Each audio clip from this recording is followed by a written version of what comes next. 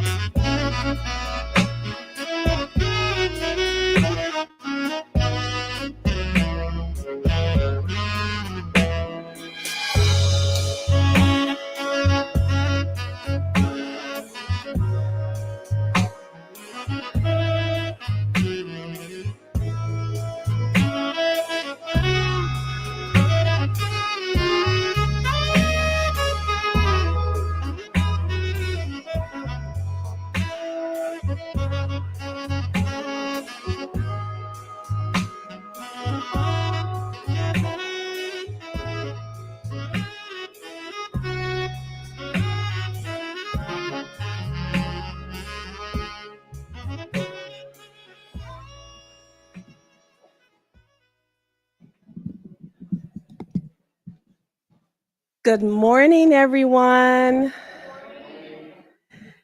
It is wonderful to see you all on this beautiful day in this beautiful space. Thank you all for being here for this very important event. My name is Raquel Quarles. I am a professor of community health and preventive medicine, also the associate director of our Prevention Research Center here at Morehouse School of Medicine. And it brings me great pleasure to welcome you all on behalf of our president and dean, Dr. Valerie Montgomery Rice, as well as our leadership team. Thank you all for being here. I want to thank blackdoctor.org for partnering with us on this important event. And so with that, I'm going to ask Dr. Ashanti Carter to come up and get this important event started.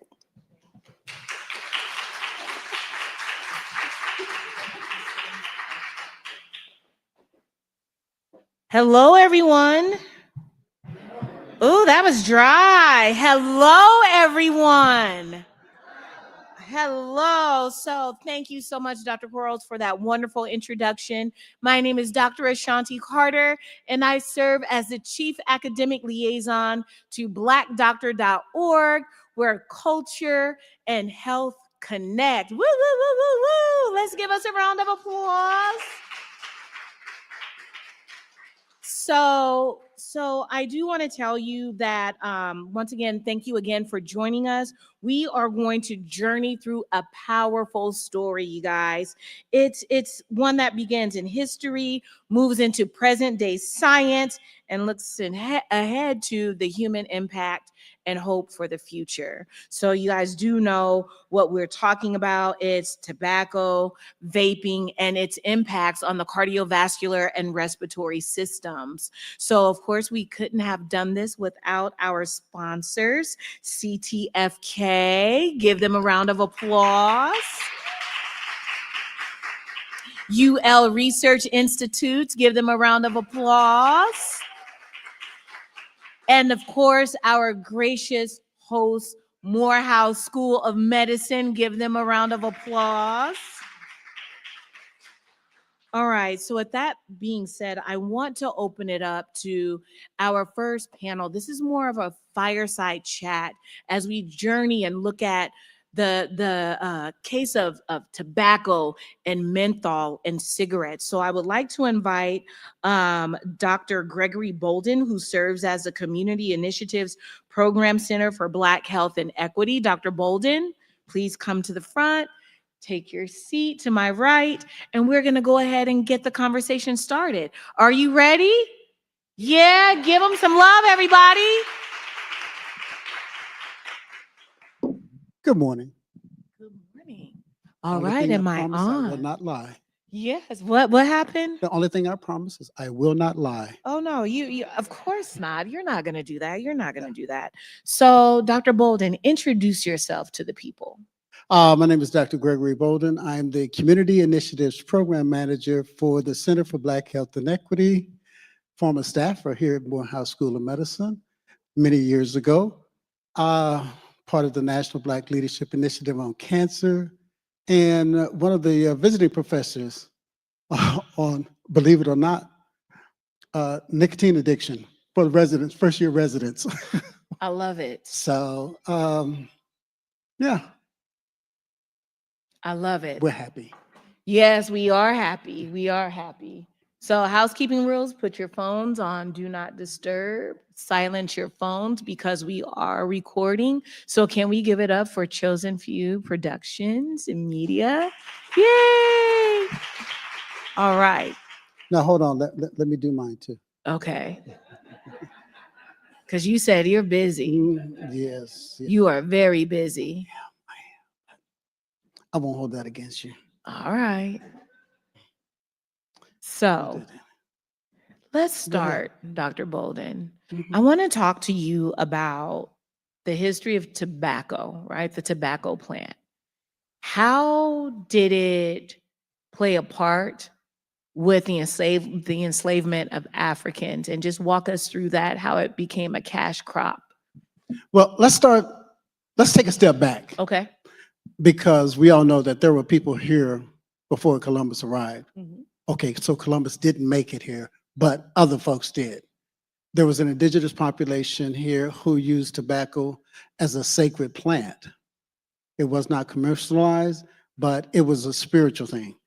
When the colonizers arrived, John Rolfe, and they discovered tobacco had a different property here in the Americas than they did in England. When they sent it back, they found out that it was a much higher quality property than it was there in England. What happened was they attempted to have indentured servants, white folks, Mhm. uh, cultivate the property, the plant. They tried with the indigenous population. They tried to enslave them. They couldn't. That's like going into somebody's house and you want to take over their house. They know their way around the house. They couldn't keep them on. So what happened was they went into Africa where there was already a group of individuals, a group of people who were cultivating and who were planting, who were experts in utilizing the soil and planting crops in Africa. Mhm. They were brought over, and initially it was not indentured servitude that perpetuated throughout, each family, but it was they were brought over. At some point, they could have been released. Right. They didn't. They could have been. So for the white indentured servants, they were given property, they were given land, they were uh, given resources to start their lives. When the Africans came over, the Africans came over, they found a group of individuals that could work the land, that would not break down, that could actually give them what they wanted, free labor. Right. Yeah. So what happened was see y'all see what's happening today, and it's not anything new. So around the 1680s, 1670s, there was this thing called Bacon's Rebellion, Mhm. where black folks, white folks, poor white folks raised up against those who were in power. Those were the rich folks that were actually owners of the land. They raised up and they came out and told the white folks, oh, by the way, that's when white folks became white folks, by the way. Before that, it wasn't white folks. You were Irish, you were European, you were French, you weren't white. Blacks, there weren't blacks. There was Yoruba tribe. There were Nigerians. There were other folks. It was nationalized. After that rebellion, the folks who were empowered split us. It was black folks, white folks, and the idea that if you're white, even though you're poor, you're dirt poor, you're better than that black person over there. Wait. So let me stop you right there. So that's when, so at Bacon's rebellion, what he's saying is that's when we had race that was used as a social construct. Yes. And the reason why is because those poor white folks and those poor black folks got together and they rebelled together. So, and you're seeing that now. So if we were able to get together now, that's a separate story. But that's when we saw the division. And that's when you saw black and white introduced into the dictionaries, so to speak. So that's what happened. So what happened was, even beyond throughout slavery, and though Africans were actually picking the cotton, producing it, they were the ones who were working the process. And even after the Emancipation Proclamation, they were still doing it. There's a reason why we celebrate Juneteenth. So they were freed, but they couldn't go anywhere, but they could still work on those farms. They were set free. And the tobacco industry saw a ready-made workforce. The tobacco industry. Yes. So, all right, Dr. Bolden, continue to teach us. So now we have the tobacco plant. It's a cash crop. It's the first cash crop of the Americas. The first, right? The first cash crop in the United States of America, the tobacco plant. So now let's fast forward. Now we have cigarettes, menthol cigarettes. How did that transform into this plant to now a menthol cigarette for us? Well, you know, they did dip, they did chew, they roll your own. But then there was this thing when we're moving toward menthol. This young man, Lord Spud Hughes, an asthmatic, by the way, who was taking menthol. He wasn't supposed to be smoking, but what he did was he hid his cigarettes in his menthol tin. In the morning when he woke up, he would smoke his cigarette and he would find it refreshing. What happened? The menthol in his menthol tin permeated the tobacco. And so you have the first tobacco product.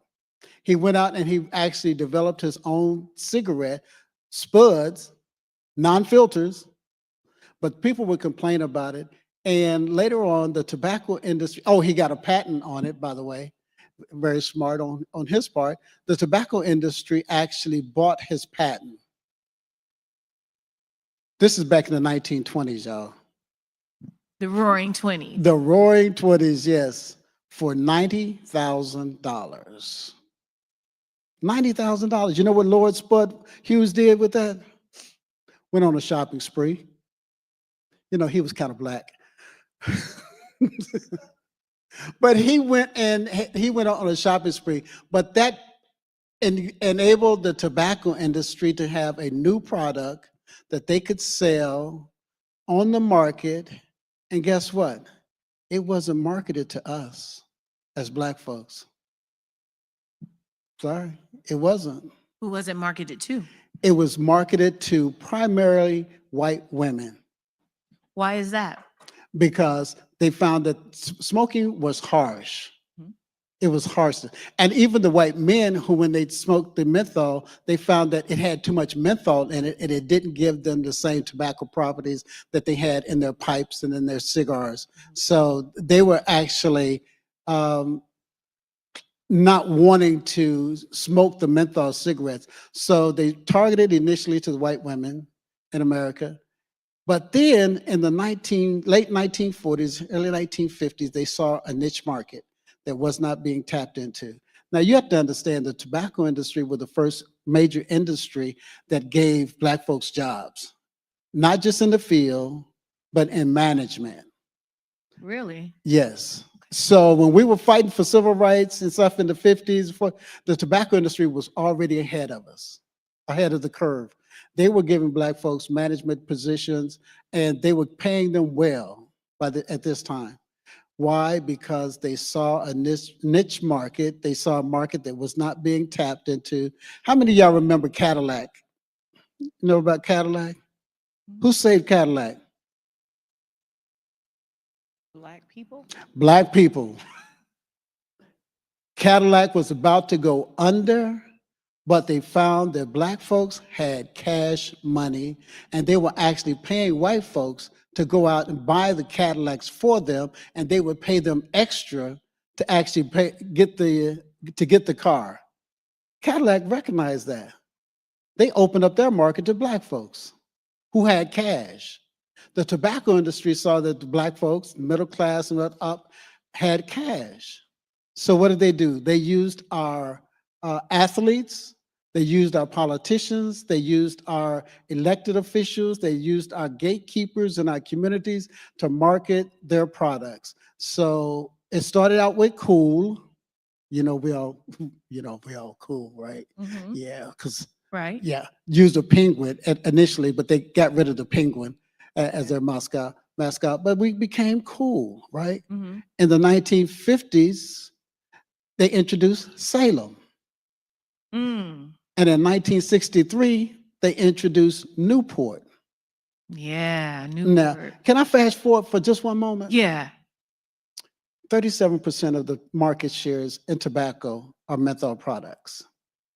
About 37%. They make about $88 billion in menthol sales each year. Introduced in 1963, Newport. Newport now has the #2 market shares right behind Marlboro. Wow. Marlboro. Who smokes Newports? Black people, Latinos, Mm. women, Mm. the LGBTQ community, Mm. and that makes up the majority of the sales for menthol. Now, for African Americans, those who smoke, about 85 to 90% of those who smoke mentholated products. So, okay. There are some people, and I sometimes look at commercials and all of that just to look at the strategies. What strategies did they use to target the Black community to get us to buy menthol cigarettes? I am so glad you asked that. They were smart. Okay. They were rich. Mm-hmm. They were in our communities. So they rolled up in vans and gave their product away. You know why? Because we know now that if you can get a person to smoke 100 cigarettes, you can get them addicted to that product, and you can keep them addicted unless something actually intervenes to actually break that addiction. And there's a number of things that you can do. But they gave the product away. They invested in our communities. Anybody heard of Cool Jazz Festival? Yes. Anybody heard of Alvin Ailey Dance Troupe? Yeah. How about the NAACP, who just recently stopped taking money from the tobacco industry? How about the Thurgood Marshall Scholarship? How about the Urban League? How about our churches? Do you know that when I worked in California, I worked for the California Black Health Network, and they were giving away money. You could write them a letter and they would send you $10,000 just because. But they would come back to you and say, well, we gave you $10,000. We need you to support yada, yada, yada, whatever it is that they're supporting. They came on the college campuses. They went into our communities. They supported all the different things in our communities that we just needed a little bit of money for. So they could pretty much buy you for $500. So that's how they permeated our community And some way, somehow, along the way, because so many African Americans were smoking mentholated cigarettes, it became a black cigarette.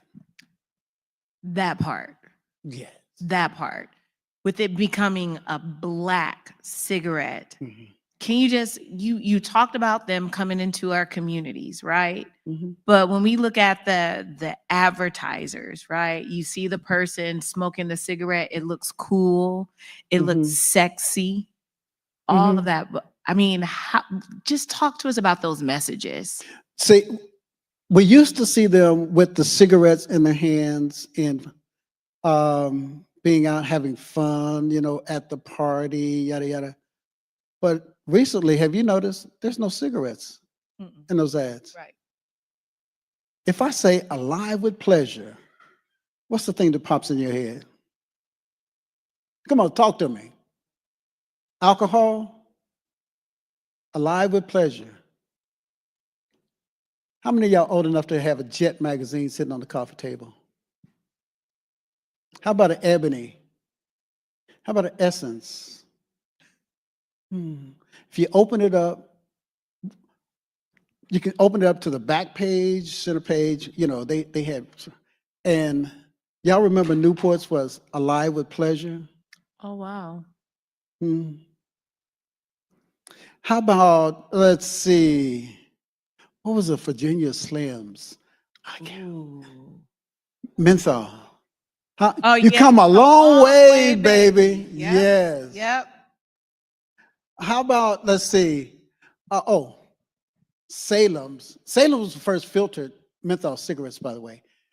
And it was refreshing. Mm. You're breathing in freshness. 9 out of 10 doctors recommend Chesterfield. And they were recommending cigarette smoking for asthma. Now, we know better now. But the doctor said, if I have asthma, I need to smoke a cigarette, right? Help relieve my asthma. How do they come in? We let them in. We let them in. We let them in, yeah. So then talk to me about this. Why is nicotine so addictive? Oh, I'm so glad you asked that. Oh my God. Do you know that is the only product that's a stimulant as well as a depressant?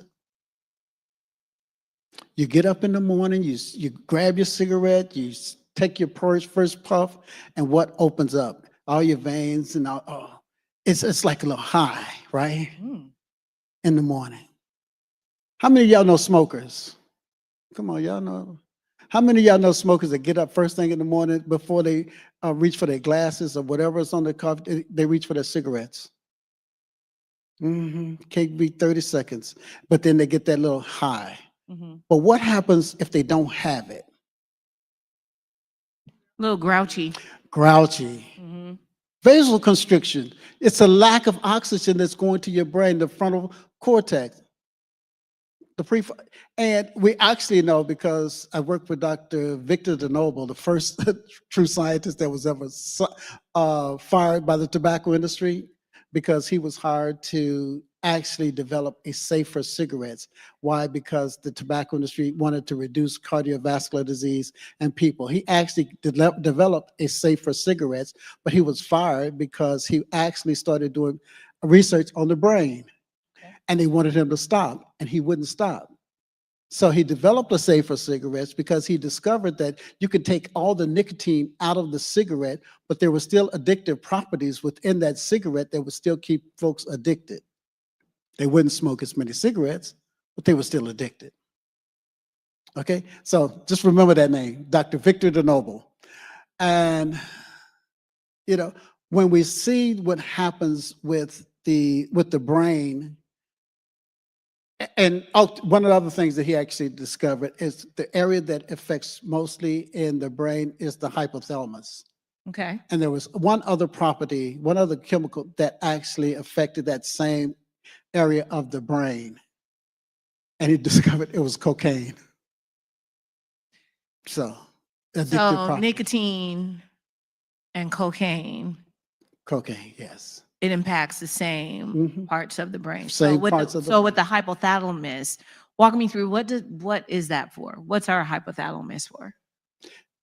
It's the area of the brain. Well, I know it's you have to dig in there. mhm. That's what I remember. Oh yeah, it's right in the middle of the Mhm, brain. mhm. Yeah, so you have to, and it actually promotes helps promote the dopamine within your brain, which actually adds to your pleasure receptors. Mm, So pleasure. yes, so Newport was right. Alive with pleasure. Mm, that But part. yeah, so it affects the brain, but it physically changes your brain so that when the nicotine comes into your brain, there are dopamine receptors, and the nicotine mimics the dopamine receptors in your brain, but it's sitting there. And when when you wake up in the morning and normally you say, I feel good, the Yeah. happy receptors is like, well, what happens is nicotine mimics that, but instead of saying, hey, I feel good, it screams at you, I feel good. And I was going to do it here, but I got No, this no, do it. microphone No, do and it. no, One, no. two, three. I feel good.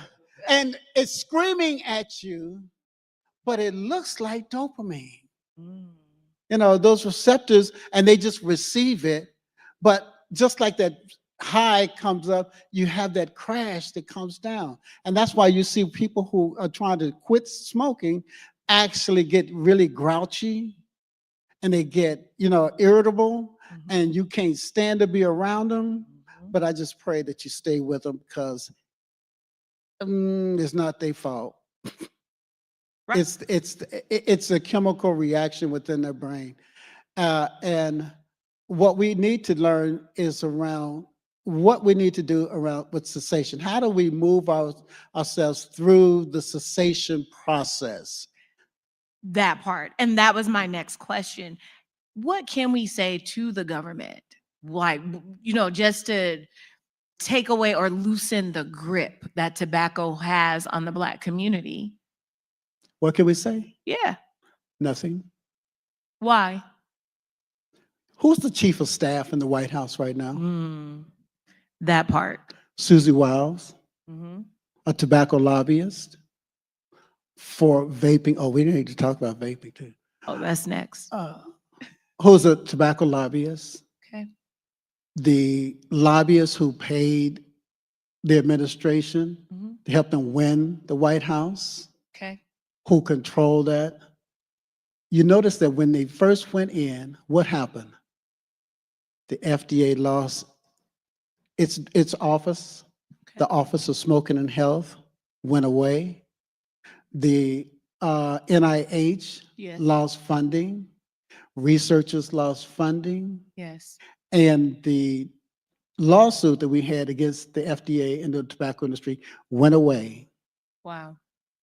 You think there's influence? Listen to him sometime. He'll tell you, well, Susie told me to do this, and Susie told me to do that, and I did it. So then what's the solution? Can we just take our power back? What can we do? Yes, we can, but it has to be from the local level up. Okay. Has to be grassroots. Our politicians, a lot of our leaders are bought. Let me give you a short story, very short story. Mm-hmm. Reverend Sheffield, he's a pastor in Detroit, Michigan. He works with us with the Detroit, Wayne, Oakland Tobacco Free Coalition. He lost his mother to tobacco related diseases. The tobacco company came to him and offered him $25,000 if he would just sit on the side and not fight against them. He said no. So they came back. We'll give you $50,000. He said no.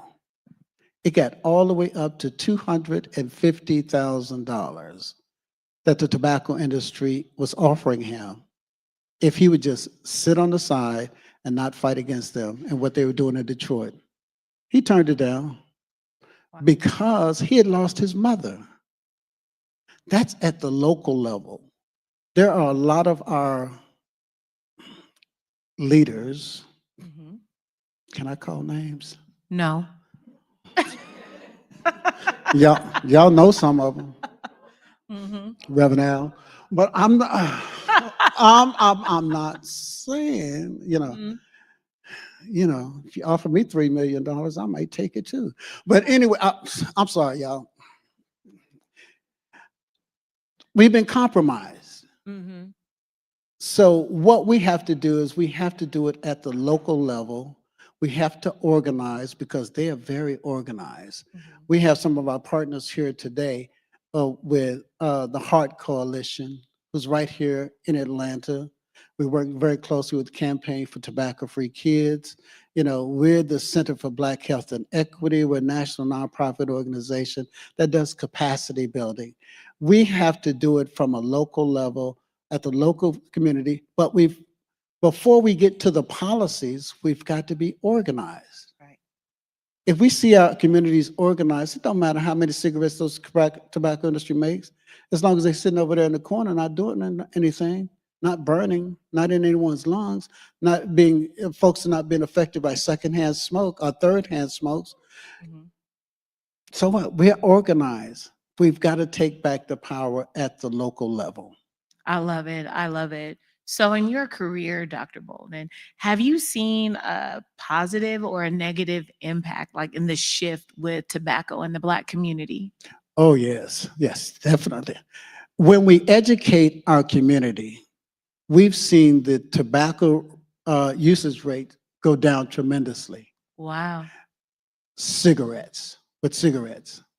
But now we're seeing vaping. Mm-hmm. And we always want to look prosperous and by smoking that big old cigar. Yes. Yeah. Oh, I love my cigar. Without the true understanding that not only are you killing yourself, because people will tell me all the time, well, I don't inhale. Well, you exhale and everybody else around you is inhaling. Right. So, and with vaping, we see that younger people are doing it. I mean, elementary school students are doing it. Right. And they are actually, teachers are collecting the little pods Mm-hmm. in the schools by the big yellow envelope, manila envelope size. And at the end of the day, oftentimes it's full. They sit in the back of the front and they're vaping and they're ruining their lungs. Right. They're going to have serious problems with their lungs. Right. We call it popcorn lungs, In Flint, Michigan, we had a young man who was 16 years old who had been vaping and had to have a lung transplant. 16. And we're going to hear more about that in panel number 2. Mm-hmm. So this has been a wonderful conversation. I just want to give you the opportunity to give some last remarks before we open it up to some Q&A. Okay. So we're not lost. Mhm. There is a way out. There's always a way out, but we have to do it together. For those, we tell folks all the time, we're not against the smoker. That is not our enemy. Say it one more time. Smokers are not our enemy. Our fight is with the tobacco industry, who has targeted us, who continues to target us, who continues to infiltrate our community, who continues to buy out our elected officials, our community leaders, and who keep putting out messages that are shared among us, through us, that are just straight out lies.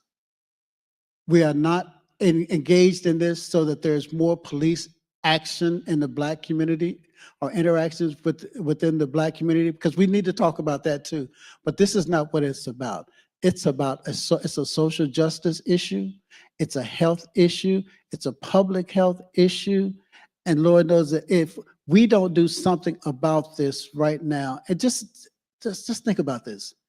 In 2009, when President Obama signed the Family Tobacco Safe, I forget the exact name of it, but menthol was left in there deliberately. And some of our partners signed on to that. We did not, because we saw that as being racist.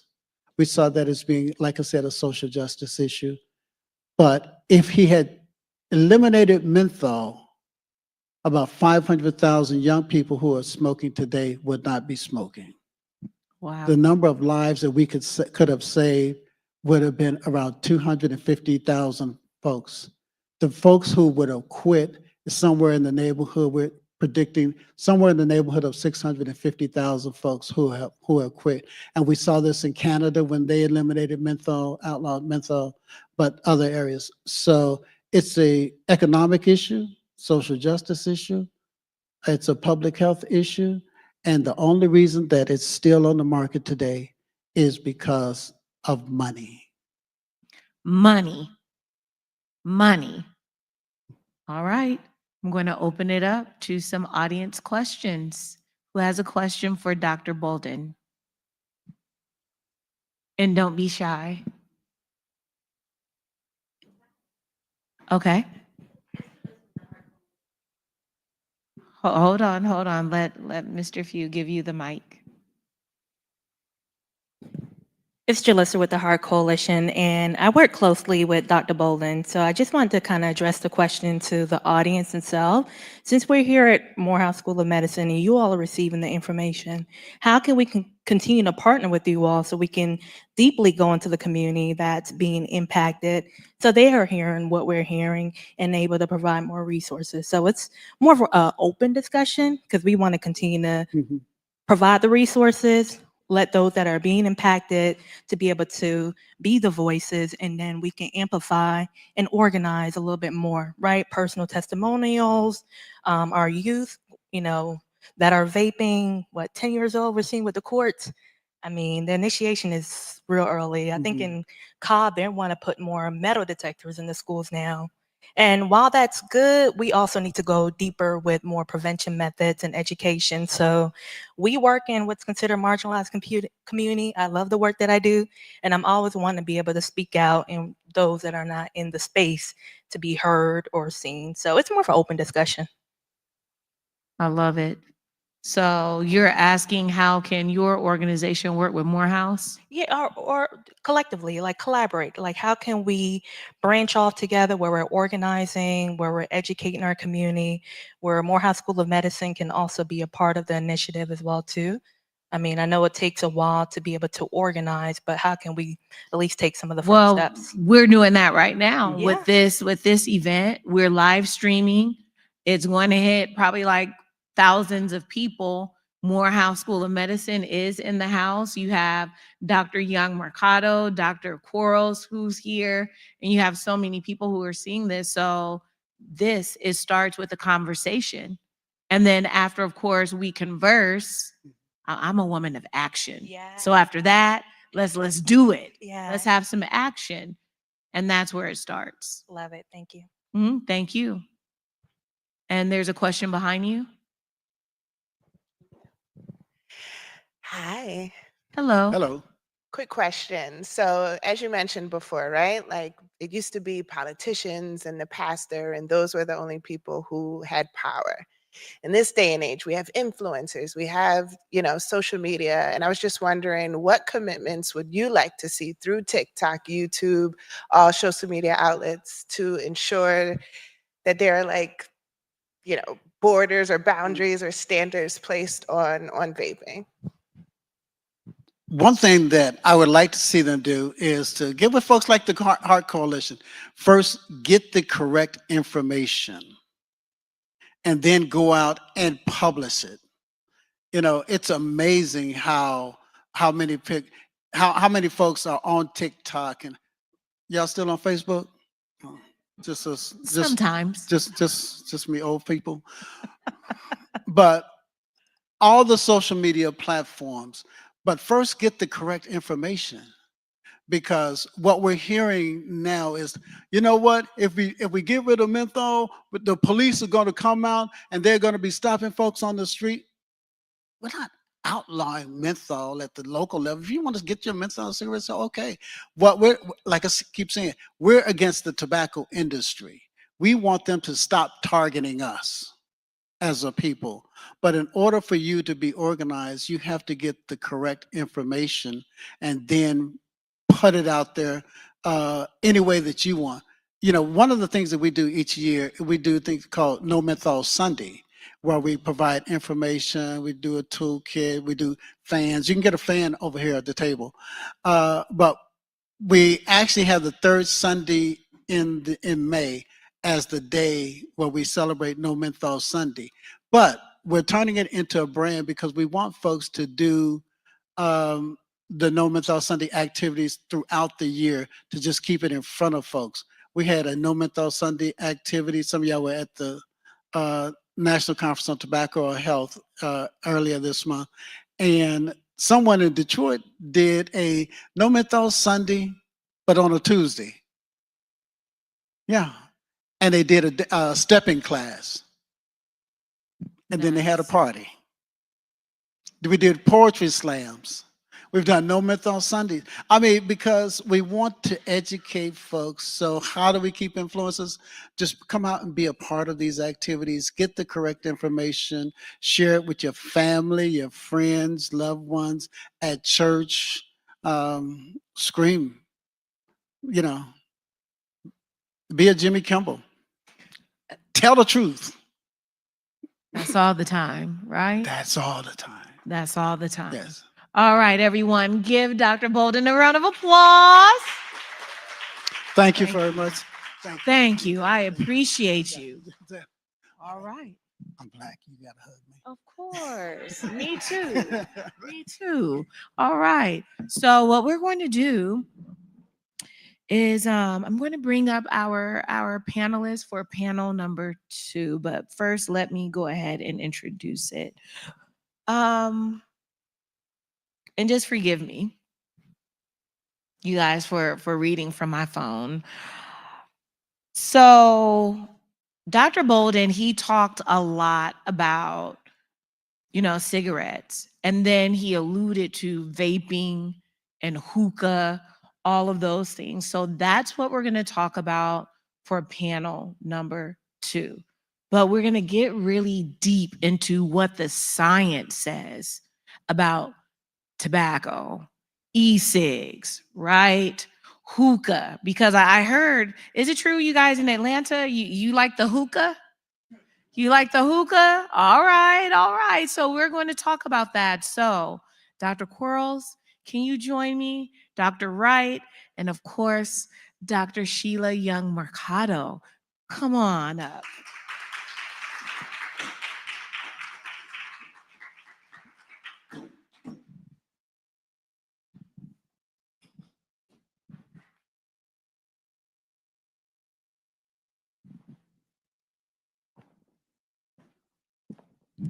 Good morning again, everyone.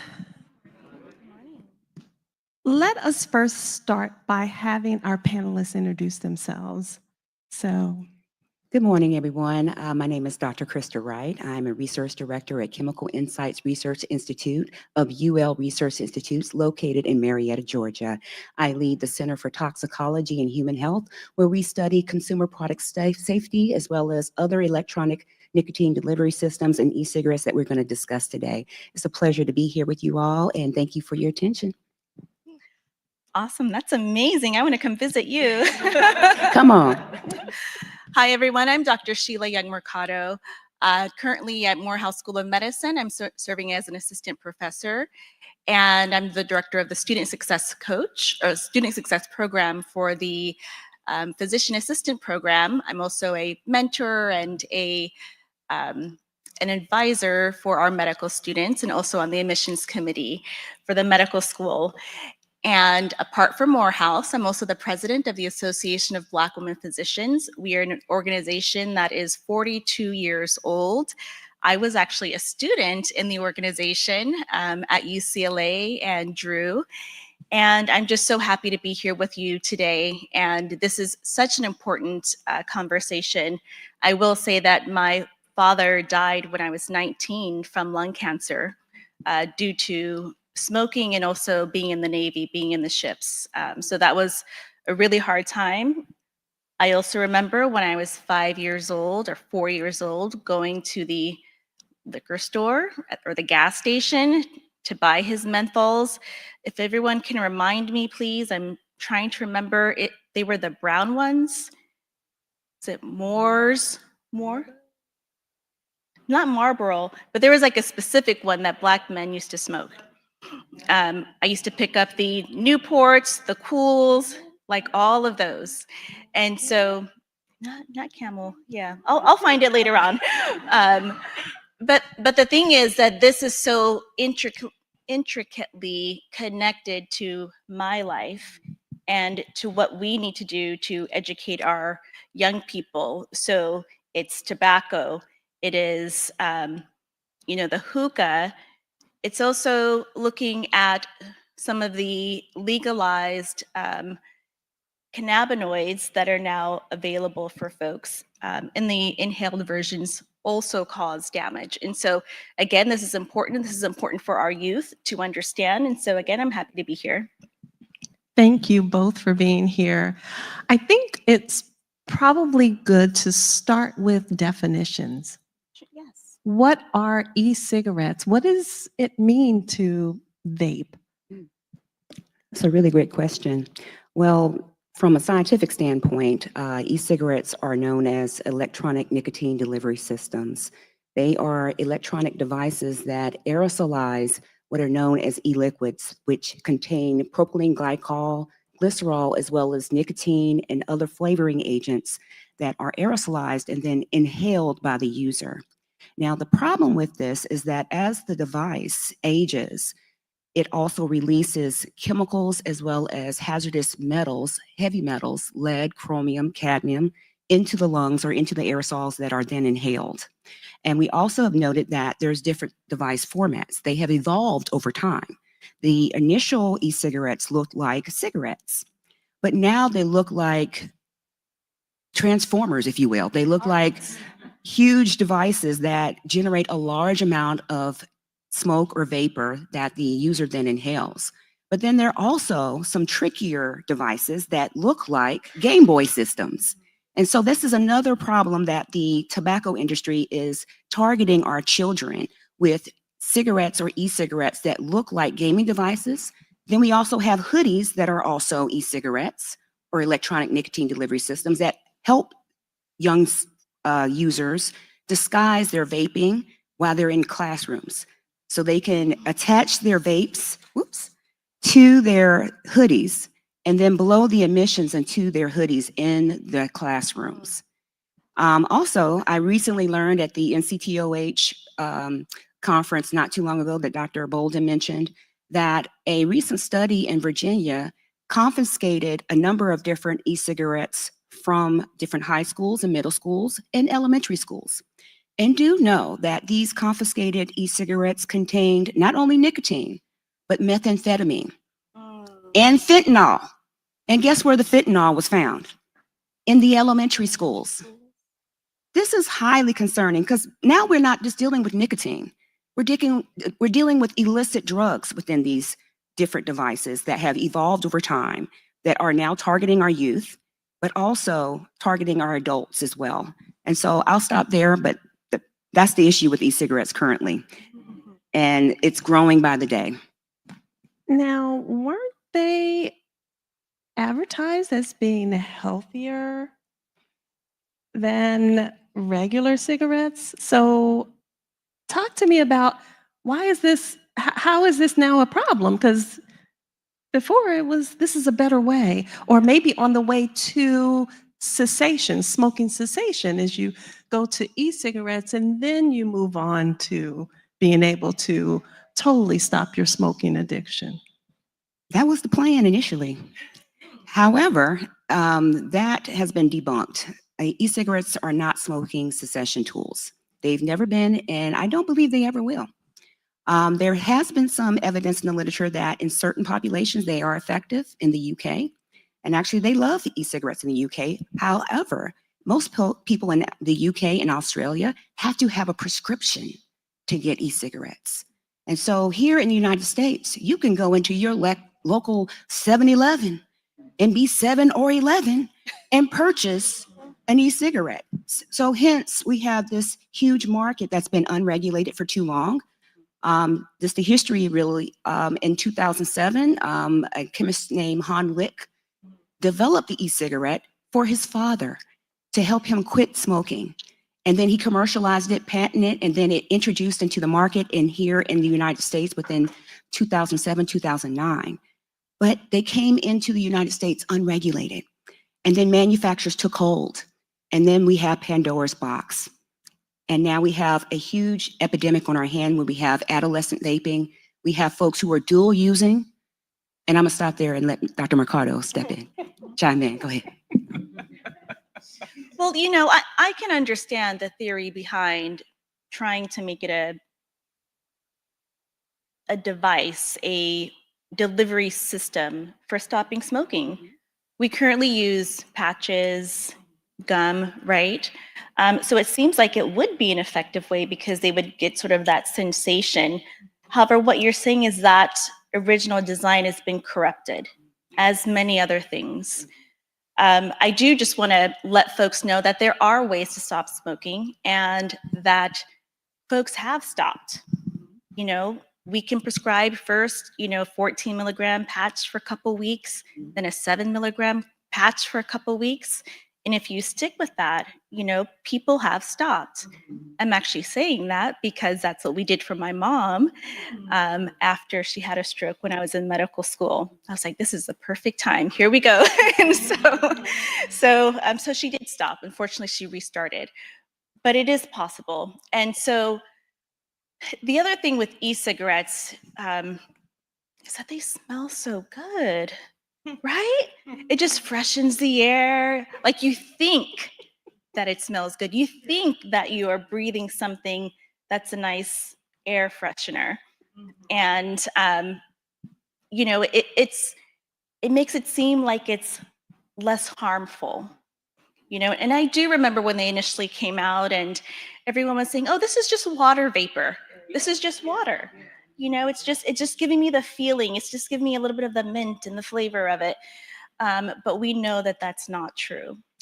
Yes, that misconception was propagated early on about water vapor, but we know that is utterly false now. Research that we've conducted at Chemical Insights have given us really great knowledge about the contents of e-cigarette emissions, and they are ripe with aerosols. Now, what is an aerosol?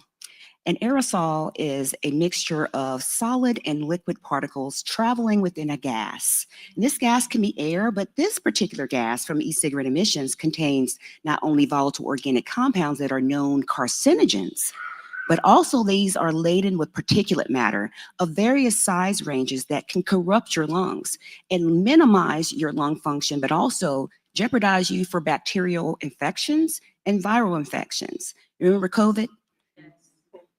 You're like, COVID.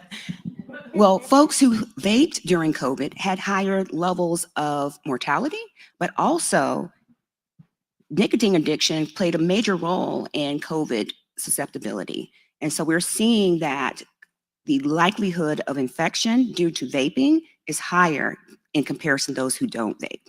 So that misconception about water vapor is utterly false. We do know that it's laden with high levels of volatile organic compounds, heavy metals, as well as particulate matter. But a recent study from UC Davis indicated that not only do disposable e-cigarettes have higher levels of particulate matter than tobacco cigarettes, but they also have higher levels of volatile organic compounds as well as heavy metals. Therefore, the notion that e-cigarettes are safer than tobacco cigarettes has been recently debunked.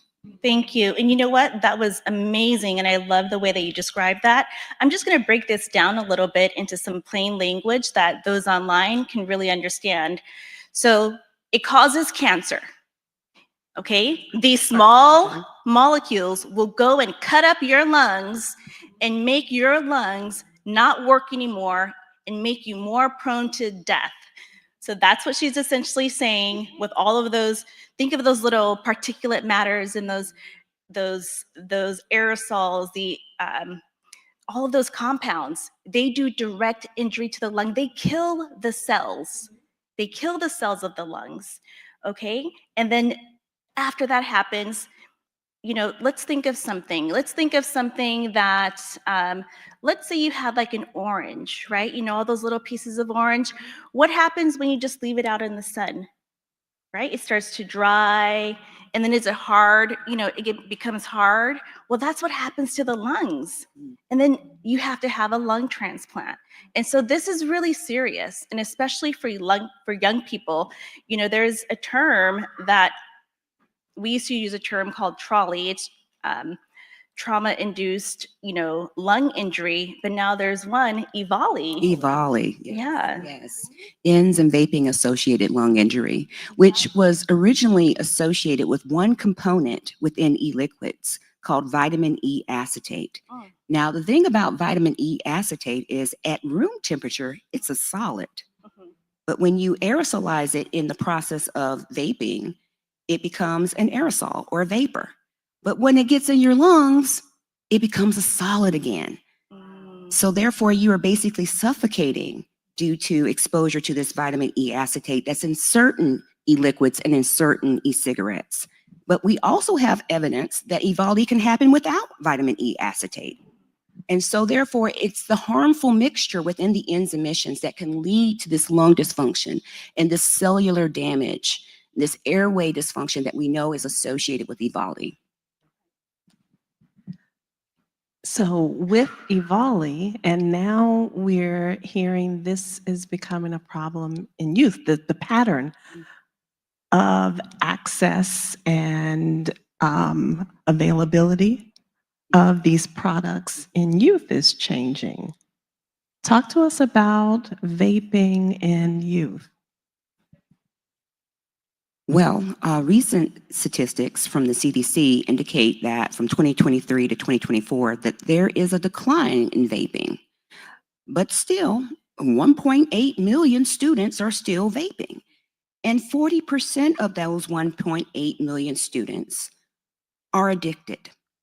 Now, as Dr. Bolden mentioned, nicotine is also a depressant, but also a stimulant. But just imagine the teenage mind is still developing. The psychological and pathological and physiological processes are still developing. And therefore, it makes them more prone to be nicotine addicted and also obtain or adhere to poor lifestyle choices, mood swings, outbursts, but also impulse control is lost doing this, right? And so therefore if you're a teenager and you're vaping, you are jeopardizing your future.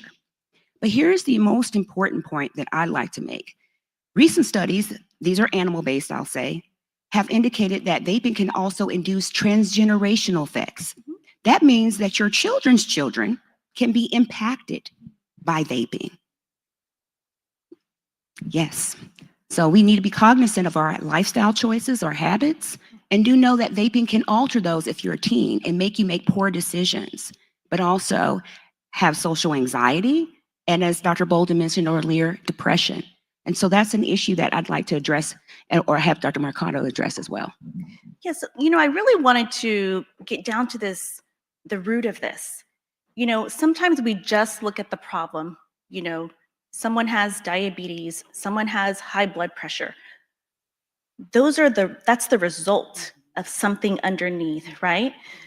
So can we talk a little bit about why do young people begin vaping? Now, we know the pressures of, try this marijuana, try a cigarette, but what is it behind these e-cigarettes that makes it more palatable for young people to try? I would say that there's a predatory marketing sort of element to this too, because imagine if you're a kid walking down the street and you're walking by a store and you see all these glittery posters that have cool people, but then you're also online and you see these cool people using these same products on these glittery posters. I mean, it's just really social media marketing is also predatory to our kids, but the adoption of this is also a peer pressure element. They're feeling that they want to be cool, they want to belong. And I do believe this coolness element is a factor in them adopting e-cigarettes, but also the ease of accessibility. As I mentioned earlier, there's several different stores around the country, around the block. If I go around my block, I think there's like 10 CBD and vaping shops around my neighborhood.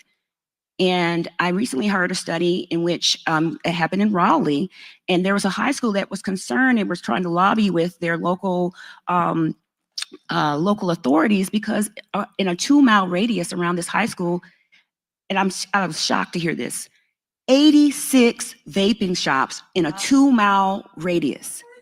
86. I had to ask them, I said, 86 or 16? They said 86. So 86 locations around this 2-mile radius around this high school that kids could get easy accessibility to these e-cigarettes or harmful nicotine-laden devices. So I think it's a peer pressure element, but the accessibility, but also marketing. They're targeting our teenagers and our adolescents. And what about the flavors? Go ahead. I'm gonna say, don't get me started on the flavors, but let's go. Imagine as a teenager, you walk by a product, a poster, and you see, we got Skittles flavors. Ooh, And Skittles are your favorite candy. they're mine. They have Snickerdoodle. They have all types of dessert candy flavors.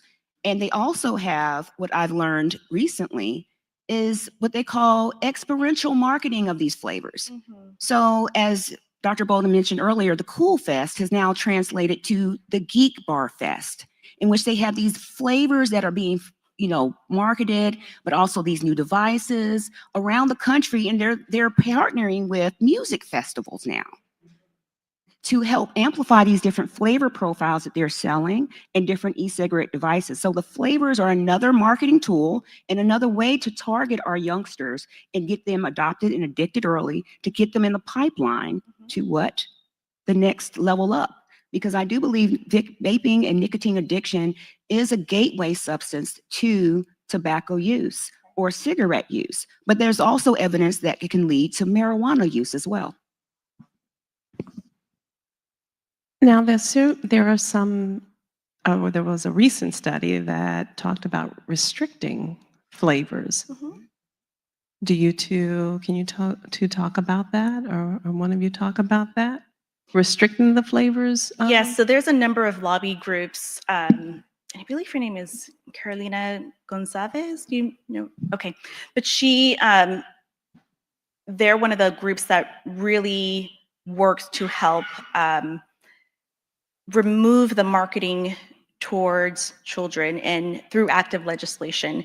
And several states have been able to remove flavoring from e-cigarettes.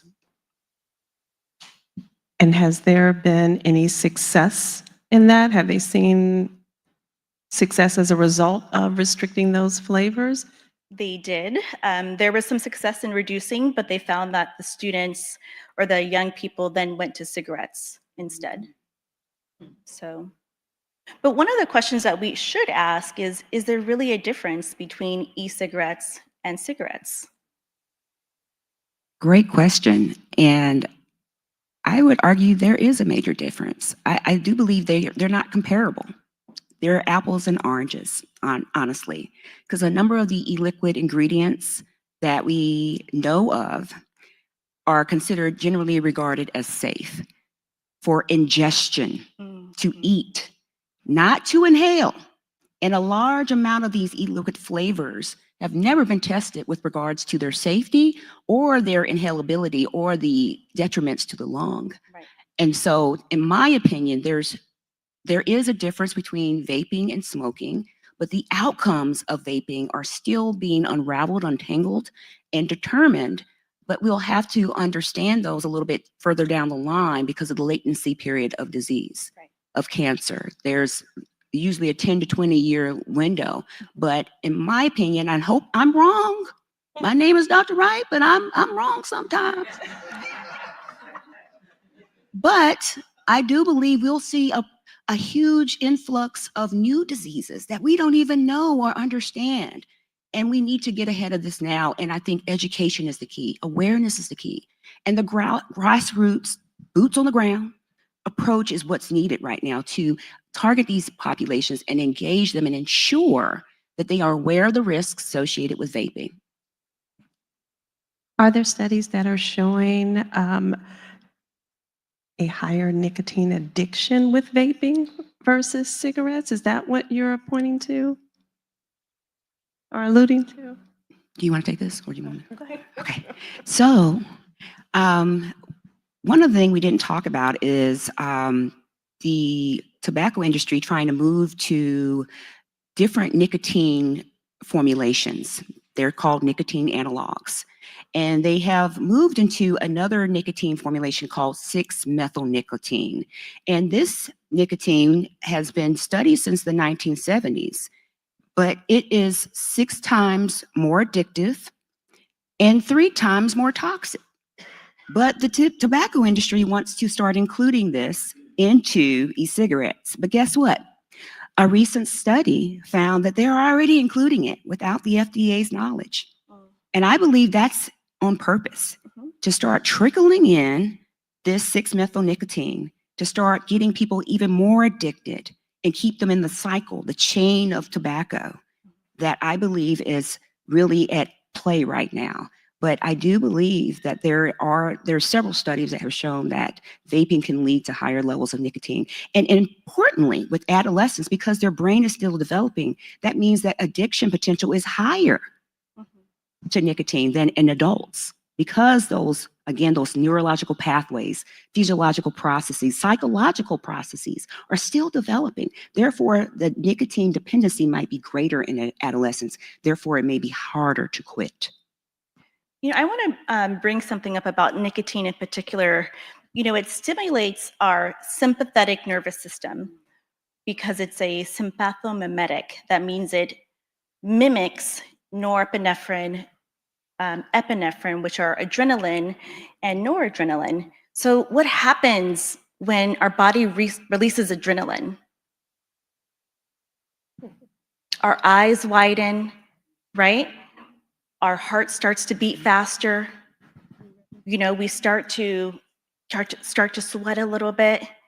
And we have to think about the fact that when they're using these, they're keeping themselves in a constant state of high sympathetic activity. Now, when I think about that, I also think about ACEs. How many of you guys know about ACEs?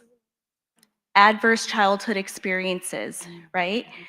And so there's a correlation there. And it's the basics. Like, that's the thing I love about science. It's like, if you understand the basics, you can see all of the different ways that different outcomes that can occur. So very similar to ACEs. So think about that, guys. When the kids have a high ACE score, what are they more prone to? Heart disease, lung disease, cancer. So in effect, if they don't have those adverse childhood experiences, it's almost like they're adding them by using e-cigarettes. Agreed. Wow. Well, I want to shift us a bit. We're running out of time, but I don't want us to leave the conversation without talking about hookah. That's become very popular. I'm a little guilty of that too. Around the corner from UCLA, right across from the Fox Theater, that's where a lot of the movie premieres happen. Yeah, we would go and have, Mediterranean food, do the hookah, and we just kept asking ourselves, well, is this safe? Is this going to harm our lungs? We were medical students at the time, and the flavors were okay. I didn't feel any difference or anything, and I decided, okay, we just don't have to do that. But it's like a social and a cultural method of just spending time together. It helps with that. You're doing something that's cool together. And I think that, we have to find ways to replace that activity with something else that might be more healthy. So hookah in and of itself is more carcinogenic. It causes more problems than both e-cigarettes and regular cigarettes. So why don't we define hookah? How do we distinguish it? Is it vaping? Is it what is it? I'm gonna leave that one to you because My only experience with hookah is I went to brunch with my husband one day, and we didn't research this restaurant very well, I'll admit. And I was just excited about the shrimp and grits. But I get there and there's a hookah lounge. And I'm like, okay, maybe I can deal with it slightly. And by the second shrimp, I was sick. I couldn't sit in there any longer. And so hookah is a way to aerosolize a liquid, I believe, in a contraption that has various replaceable parts. I'm not a hookah expert, as you can tell. But as she mentioned, it can generate higher levels of emissions than e-cigarettes as well as cigarettes. But a recent study from Georgia State also indicated that can also contribute to poor indoor air quality. So just imagine these restaurants that have poor ventilation as we sit here are also introducing hookah. You also are jeopardizing your customers' health and well-being by having a hookah lounge right next door to the shrimp and grits. So, but you may have a more technical explanation about hookah. I might have a teenage explanation. But I do want to just state that we are sensitive to the cultural history of, using the hookah together, right? And so we don't want to diminish that. And we don't want anyone to feel that we're attacking their culture by discussing hookah. A lot of folks may have them in their home. It's just part of your culture. I think what we're addressing today is sort of the adaptation of a specific community to using hookahs. Is that correct? Correct. Okay. The hookah lounges that have popped up everywhere. Around Atlanta, that's Yes. not a cultural phenomenon. And then the other thing is, if you're not using it the way that your culture or the originators of using the hookah intended and without the knowledge, then it poses more risk, right? So I think that that's something to be considered as well.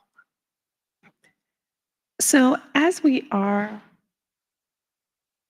winding down slowly, before we move off of hookah, do we know about the differences in the chemicals that are being released in the entire room as opposed to when you're doing There's a higher something concentration. of There's a higher concentration of nicotine. There's a higher concentration of the, I'm going to speak in more plain terms, of the agents that can damage the lungs. Remember, I was talking about those that can directly hurt the cells of the lungs. There are more of those in there as well. It's a higher concentration. And so the way that it usually comes in like a little triangle. It looks like if you've ever gone to some of those, fancy stores or certain stores, and they'll have those triangle type air incense. It looks like one of those, and then you put it in. People have different flavors, and then as it gets, used, you see it burning, right? So it has that same burning effect as cigarettes. Cigarettes have a filter. This one doesn't have a filter. So there's a combustion process Yes.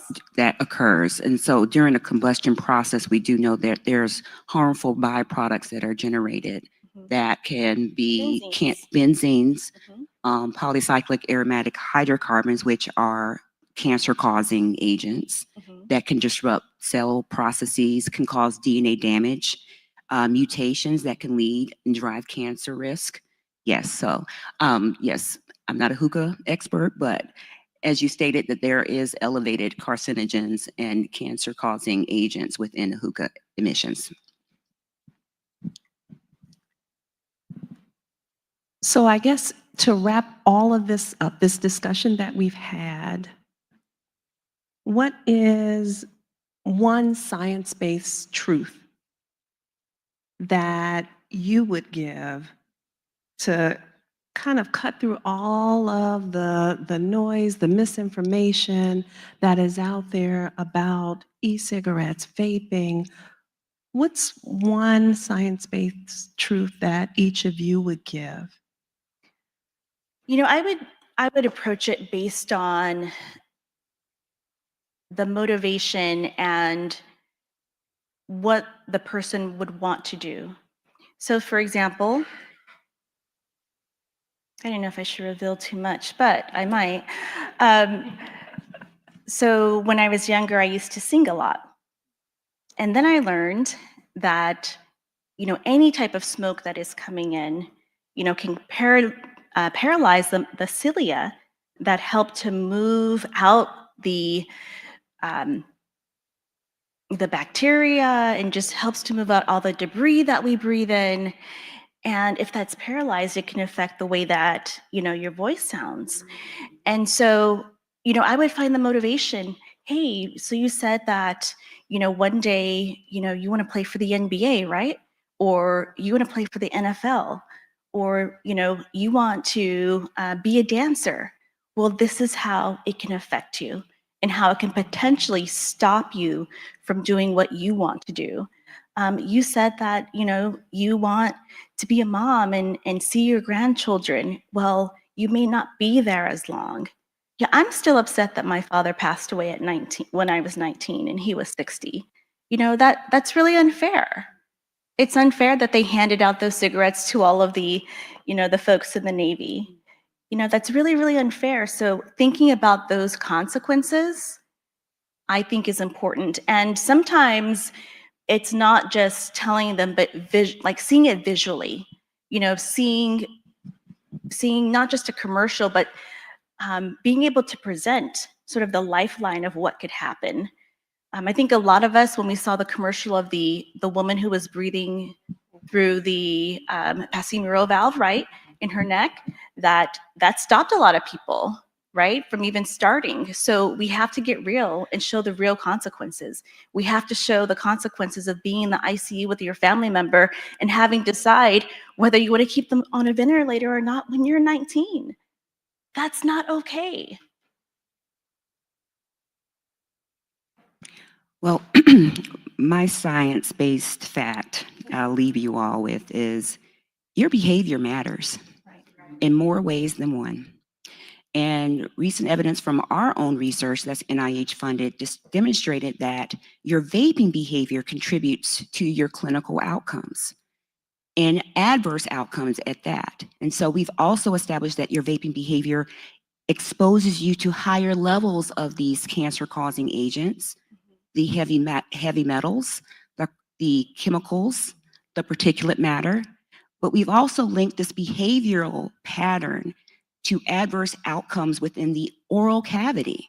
We've shown that higher vaping patterns or higher puff volumes, how much you breathe in, can generate a clinical outcome in your oral cavity that can lead to early onset periodontal disease. So does anybody want yuck mouth? I don't think so. We don't want yuck mouth, no. And so periodontal disease is actually also a determinant for other diseases, cardiovascular disease, correct? Yes? And we also know the fact that 19% of e-cigarette users are more likely to experience heart failure. So please take that and understand your behaviors.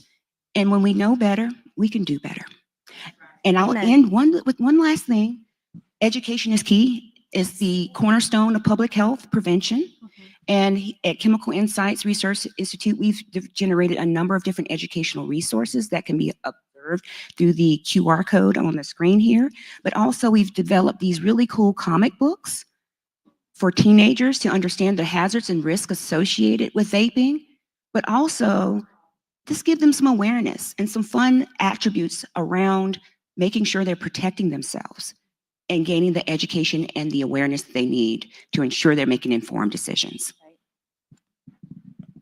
And I think the last word would need to be, what can someone do if they want to quit?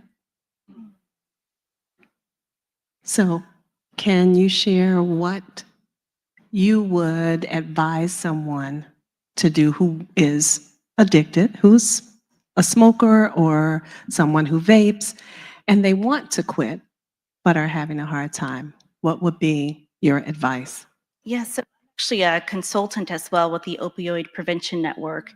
And when we look at addiction and when we look at the way that the brain functions, we have to understand that just shutting something off immediately, the going cold turkey, really doesn't work.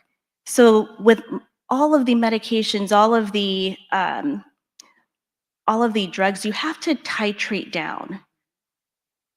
And it has to be some time. You can't do it over 1 week. It could take months because your body has to create a normal state, and then your cells have to repair themselves. And so it's important to, again, work with someone who implements motivational interviewing, provide rewards. Okay, hey, they were giving Magic Mountain tickets to get a COVID vaccine, right? Giving all of these other things. If we know that this is going to affect 3 generations, then we should care enough to invest to help provide that outlet for them and the support services for them to be able to stop. And then again, getting down to that underlying root of why they're doing it. I mean, should they actually be on an antidepressant, right? Should they be on a different medication? And so those are the things we have to think about. Well said. I can't top that. So what I heard was that setting expectations, that it's not something cold turkey, won't necessarily work for everyone. Maybe one, but for most people, it's setting expectations that it may take time, months, in order to reduce your addiction to the nicotine, but then also that they need to be working with a team. Right. Go and get help somewhere, because there may be some other things that are underlying this addiction that need to be addressed. Right. With that, I think I am going to open it up for questions. I see a number of hands. Thank you all. Thank you. Good afternoon. You guys were amazing.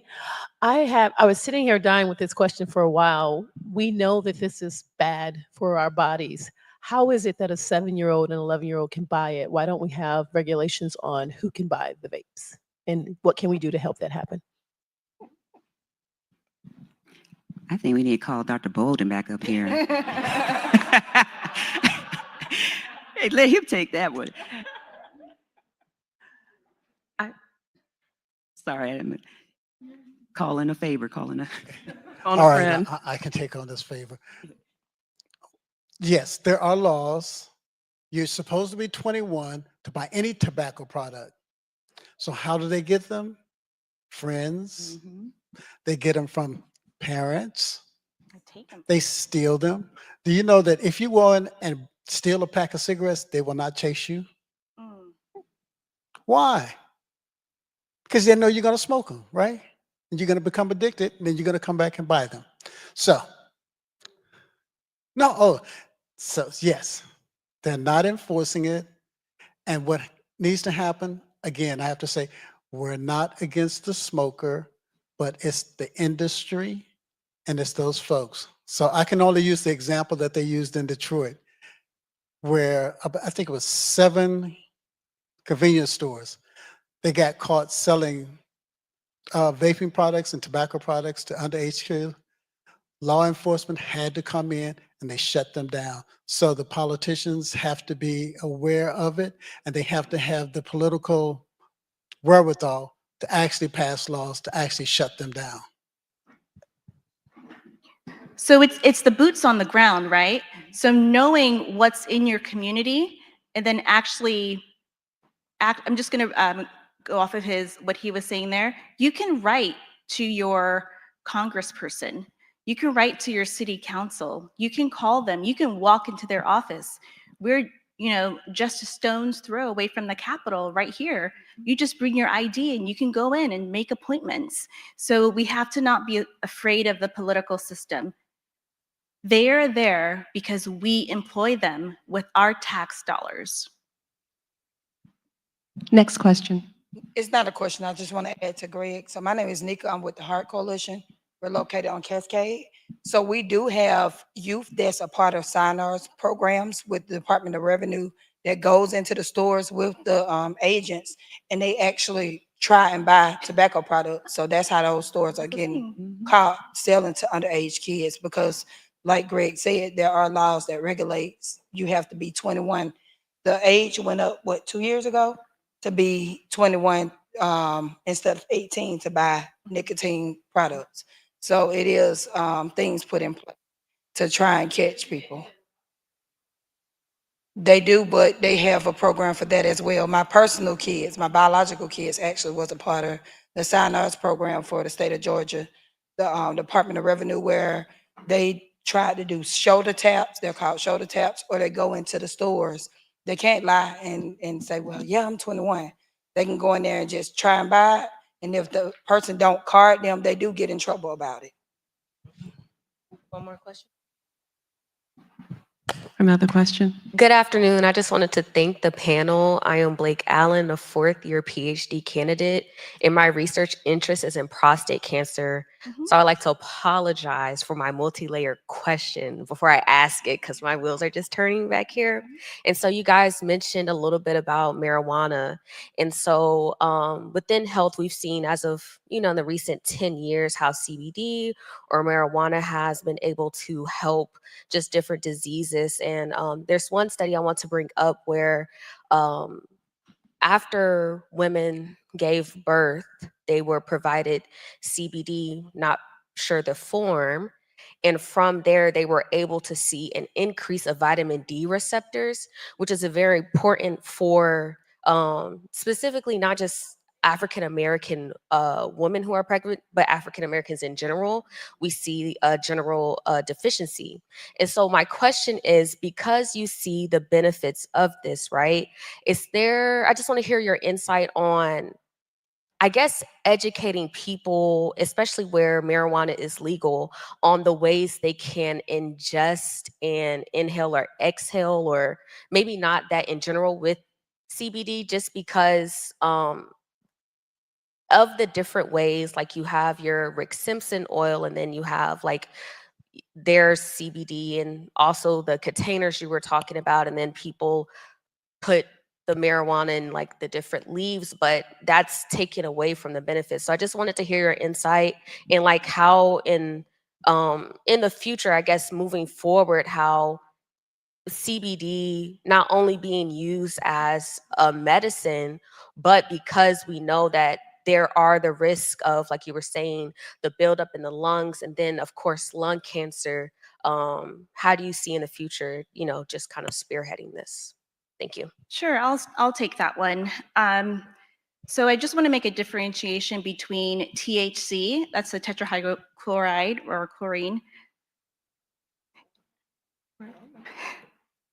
and CBD. So CBD in and of itself does not necessarily have those addictive factors when it's in the cream form. CBD is it affects the pain receptors. So has anyone received acupuncture in here?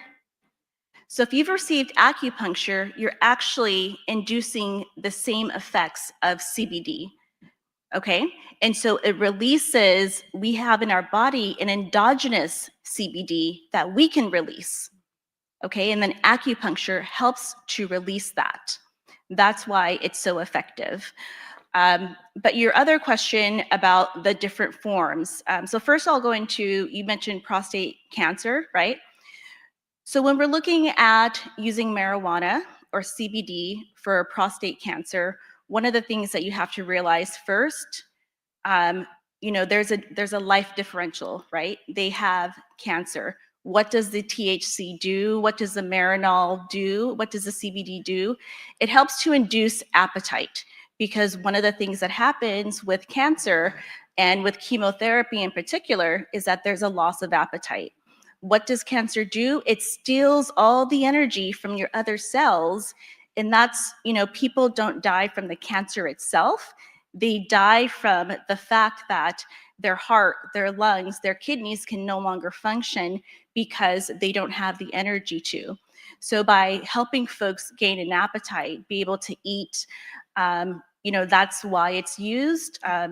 Particularly, I think California was one of the first states that started to allow medical marijuana. I know a lot of people who have a medical marijuana card, including people who live in my house, and who were on the streets of San Francisco promoting it and legalizing it. So, I'm not going to say that.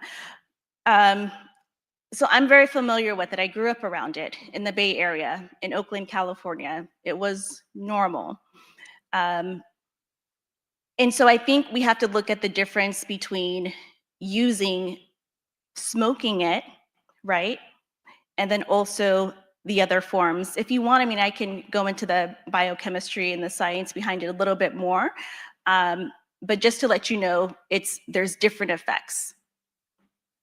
Was that clear, everyone? Okay. There's a question in the back. Last question. All right, so I think Dr. Wright did mention the Truth Campaign, which is what I saw growing up in the early 2000s, and that was one of the reasons I didn't smoke growing up, because I saw the lady with the hole in the neck, and so that really worked. But we've seen decades of tobacco regulation be undone by e-cigs and everything else, and we know that lung cancer incidence historically has been tied to smoking patterns. And so I'm pretty sure in the future we'll see a sharp uptick in those incidence rates. But my question was, since we're back at risk, shouldn't we be pushing for expanded screening, since we know that it's coming, and fresh campaigns that actually target the youth and deter them from smoking, such as the Truth Campaign, like how now the president has said that Tylenol causes autism. And I feel like on social media, that narrative was promoted over the last couple of years. So how hard is it for us to promote the narrative that you won't be a football player if you keep smoking cigarettes? You won't be a dancer if you keep smoking cigarettes? And then what can we do at a local level to prevent the 86 Cloud 9s that are popping up in our neighborhoods that are disproportionately affected by lung cancer?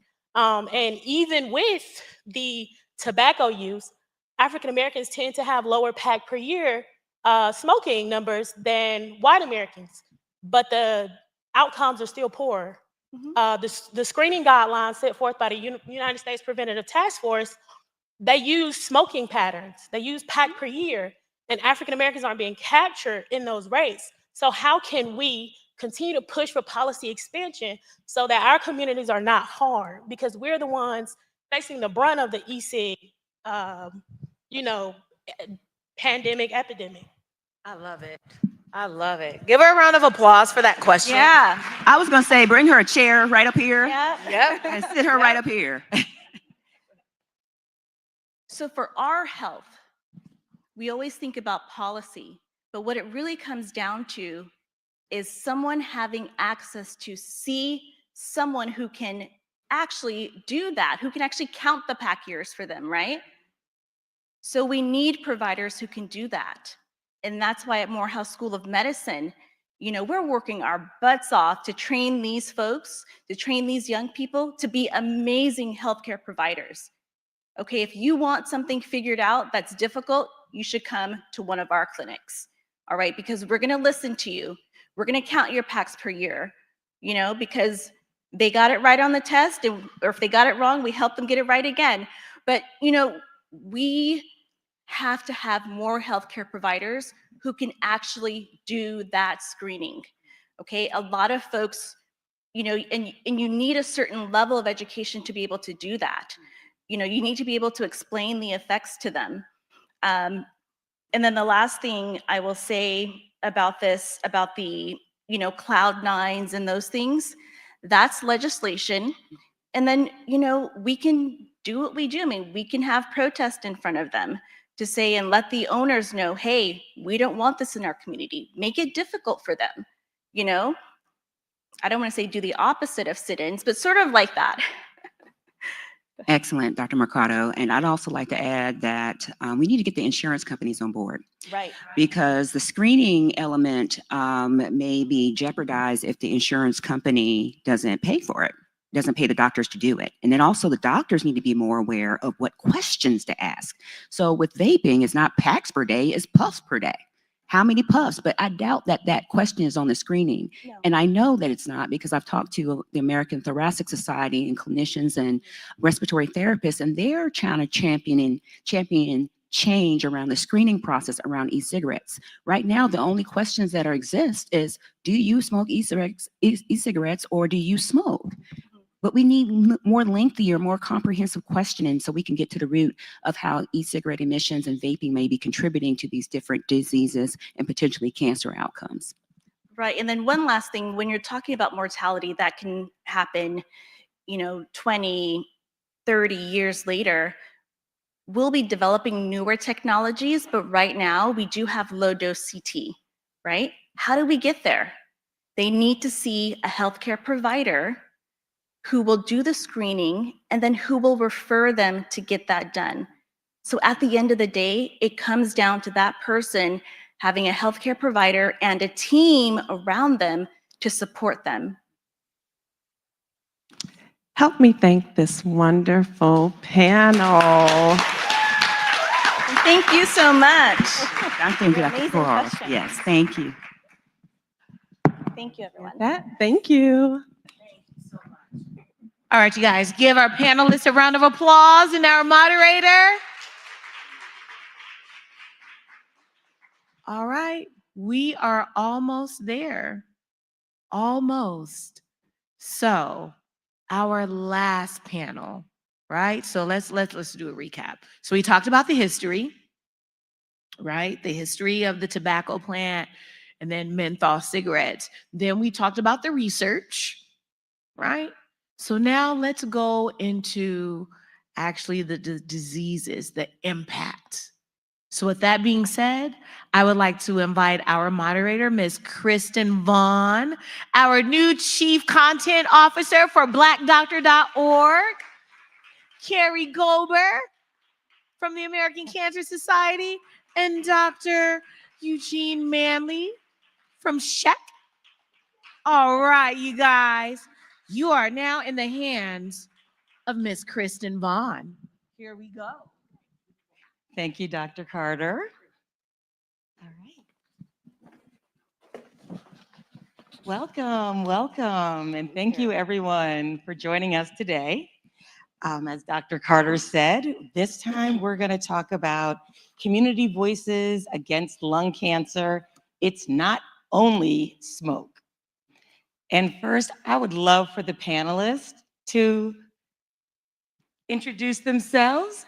Tell us a little bit about yourselves. I'm going to start all the way on the end first with Carrie Gober from the American Cancer Society. Thank you so much. It's a pleasure to be here today. I am Carrie Gober. I am the Chief of Staff of our research team at the American Cancer Society. We have a number of collaborations with Morehouse and also BDO as well. I'm sure that you are all familiar with ACS. Many of the medical students or researchers here are quite familiar with our publications, Cancer Facts and Figures, that comes out of our team. Also, one publication that I'm going to mention today is our Tobacco Atlas that we just launched probably a couple of weeks ago. I'm also going to leave the links as well with the team here so they can share those. I've been with the American Cancer Society for 14 years now in different capacities, but most importantly, I am a patient advocate. So that's the thing that I like to highlight, like beyond all of the accolades and all of the other things we do professionally, most important to me is that I am a patient advocate. That's so important. Thank you so much. Dr. Eugene Manley, yes, you've got your own mic. Yes, sir. do it though. We can share. All right. I'm Dr. Eugene Manley, and I'm the founder of the SHEC Foundation, which stands for STEM and Cancer Health Equity. And broadly, high level, we really work to increase STEM workforce diversity and get information and resources to patients to help them understand basic medical care and cancer care so they can advocate for what they're entitled to versus what they actually really get. But by training, well, depending on which hat I'm wearing, I'm an engineer, I'm a scientist, I'm a patient advocate, and I'm a health equity champion. But I also grew up in inner city Detroit, first gen dirt poor. And my father was a chronic smoker. And probably because of his smoking, probably is the reason I'm a chronic asthmatic. And I used to be in a hospital 20 to 30 times a year with my asthma until I was 10. And so I didn't know it was going to lead me to a career doing stuff in lung cancer. That just happened to come along the way. But because of how I grew up and how I seen how healthcare is delivered, and then as I work through the nonprofit space, I've just decided, how do we get information to people that need it most? So that's what I do. That's fantastic. I just have to say, I love the fact that both of the guests up here as moderators and as guests are really advocates. You're not up here just sharing your stories, not just going to work and doing the things, but really out here advocating. And it's interesting you said that your father was a chronic smoker. My father was a chronic smoker as well. We're going to be talking a little bit about secondhand smoke and the effects as well. Were there many people in the audience who grew up in a smoking household? Anybody? Okay. I mean, I want to say that actually that's about half, at least, growing up in a smoking household. So, well, let's get right into the conversation. First off, let's expand the narrative. From what we've been talking about right now, we've been talking about the, smoking, tobacco, vaping, all of the different forms that we've seen. When we talk about lung cancer, we often think first about smoking. But there are many different types of ways to get lung cancer. And it's really important for us to highlight the fact that you don't just get it as a smoker. Let me just start with you over there, Carrie. Can you tell us a little bit, what are some of the other risk factors that lead to lung cancer? So I just wanted to level set too, as we, speak to our virtual audience as well, and not to recluse anybody from this conversation, but of course, I'm an African American woman, and African Americans have the shortest survival rate really across all cancers. And so I really want to highlight that for the audience, because I think sometimes as we are in spaces like this, that our audience needs to know, our community needs to know, they need to hear that. The other panelists, they've highlighted a lot of data and things like that, but we also talked about the space of transparency. And in this particular climate, we certainly have to have transparency and be serious about our health. And so I just want to make sure that I highlighted that. Yeah, let's get into it. Let's get into it. I actually met, before coming here today, I met with our team that does tobacco research. And there were a few key things, some notes that I'm going to read, that they wanted me to actually highlight for the community and for the audience, that they really understand like the data that we actually research. Lung cancer is the leading cause of cancer death in the US for both men and women. Wow. And these are things that I know we don't have the time to really go into the depthness, but I think we need to take a moment just to think about, to let some of these things just sit as we're in community and as we're talking to other people. They also mentioned as well, smoking causes nearly 90% of lung cancer cases. Quitting smoking at any age, obviously, significantly will reduce your risk. Secondhand smoke increases lung cancer risk by 20 to 30%. Wow. As we've had some examples here today. And of course, early detection is one of the things. And I didn't quite get to your question, but I think also we have to also realize, as the other panelists have already mentioned, there's barriers to actually getting screening. Yes, absolutely. That's a problem. There's also, I feel personally, as we talk about there's stigma around lung cancer, we also need to go deeper into talking about the mental health piece and why people are smoking. So there's like this pathway. And I think there was another young lady that asked the question earlier, about the thread of like all of our organizations. As we come together, we have to put together some type of programming to have these very transparent conversation. It can't just be in one setting. It's going to have to be a series of conversations. A series of conversations, organizing together, that advocacy, and really rallying around the community.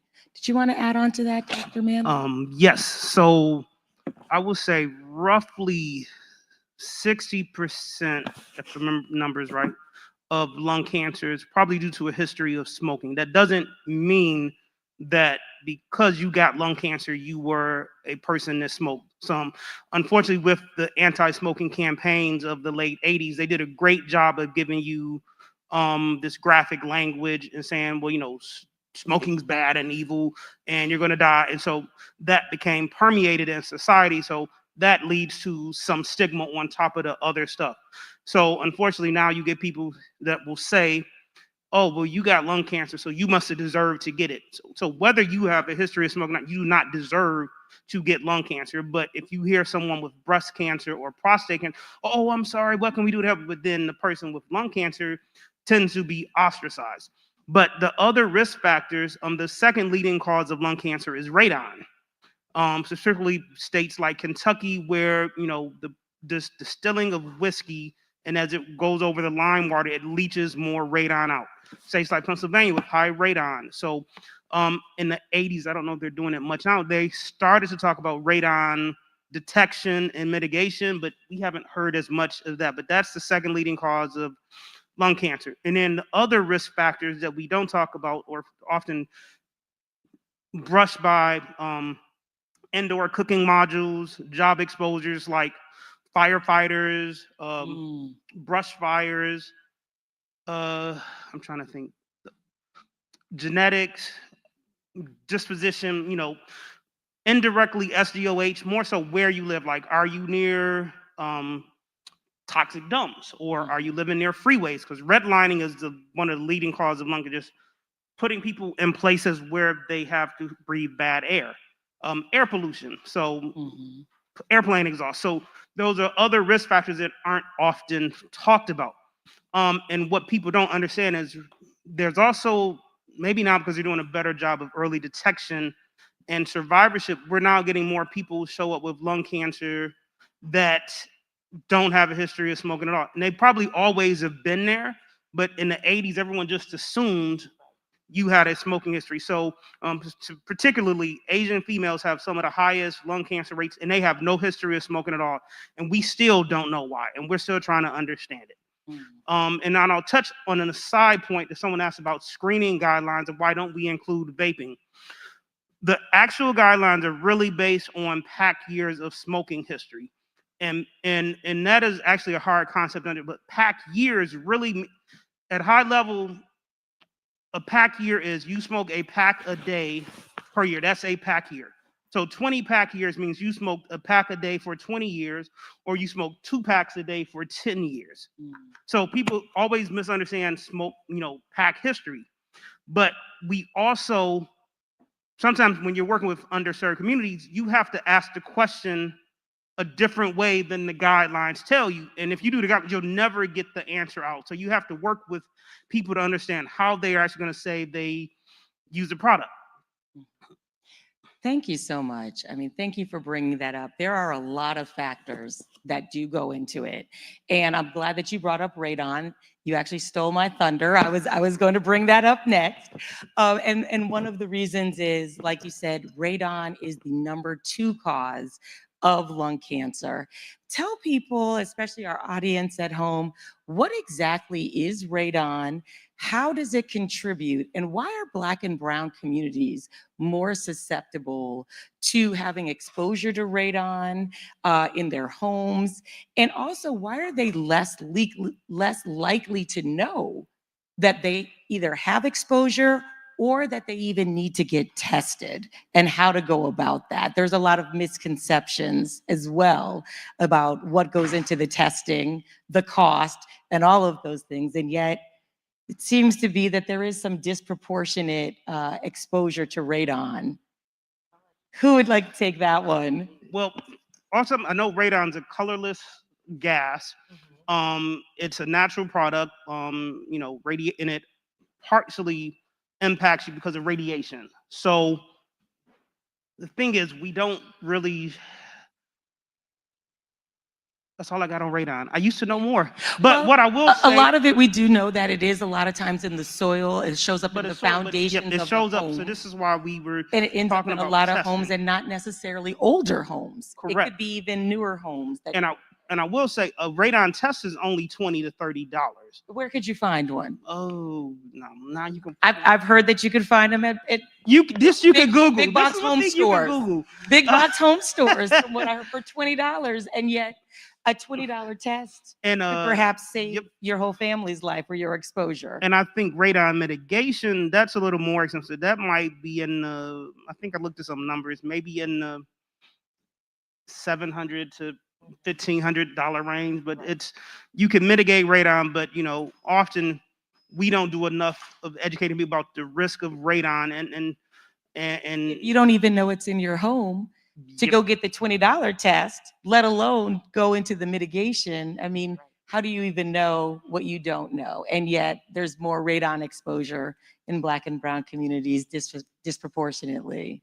And here you've got the #2 cause of lung cancer right there in our communities. So what do you have to say about that? So I think that the theme of this afternoon, the most important thing is education and awareness. We have to do more of that. We also, something that I heard one of our scientists and epidemiologists from Ohio say, that we have to come out of the labs. We have to come out of our offices, our virtual offices as well. And I keep reiterating this point because it's so important, is that we have to actually go into community, even this community here around Morehouse School of Medicine, AU Center, and actually let people know.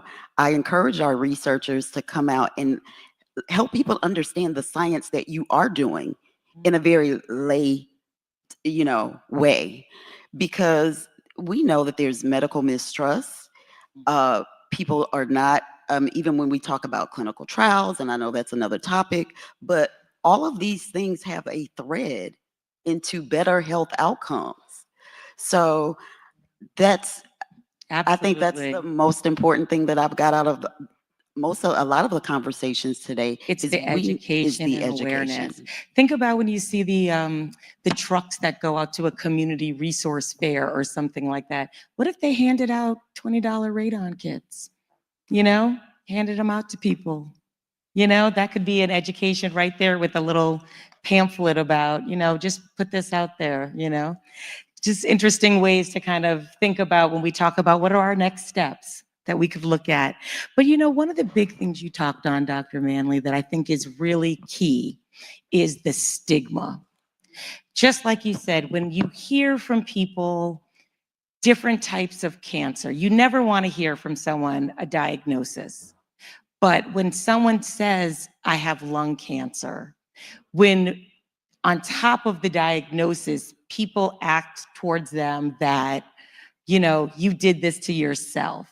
It could have been preventable. You've always been a smoker. As long as I've known you, you've been a heavy smoker. Didn't you know this was going to happen? Or something along those lines. I mean,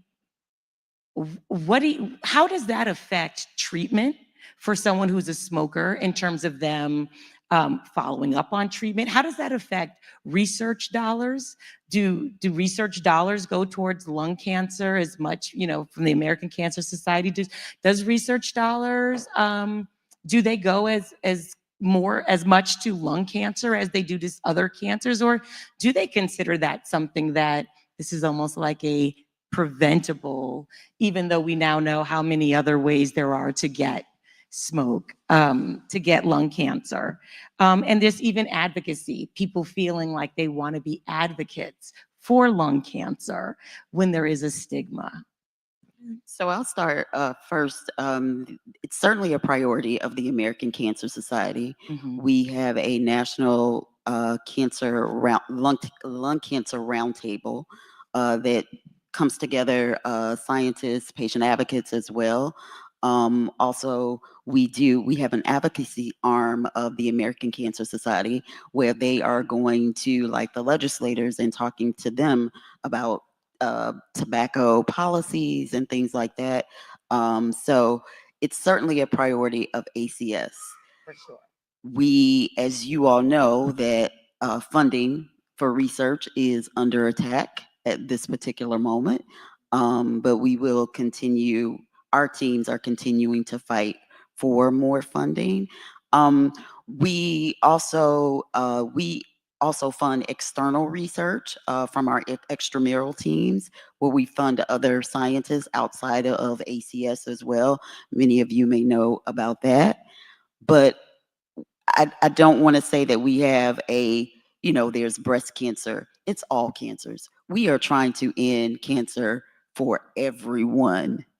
So that's.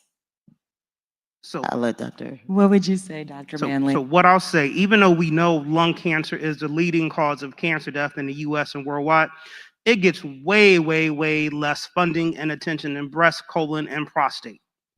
Those programs have known screening programs, they're promoted, they're advertised, people use them, but when it comes to lung cancer, we are still so far behind. Depending on the statistic you look at, lung cancer screening rates are as low as 7%, but then if you look at another, maybe it's up to 20%.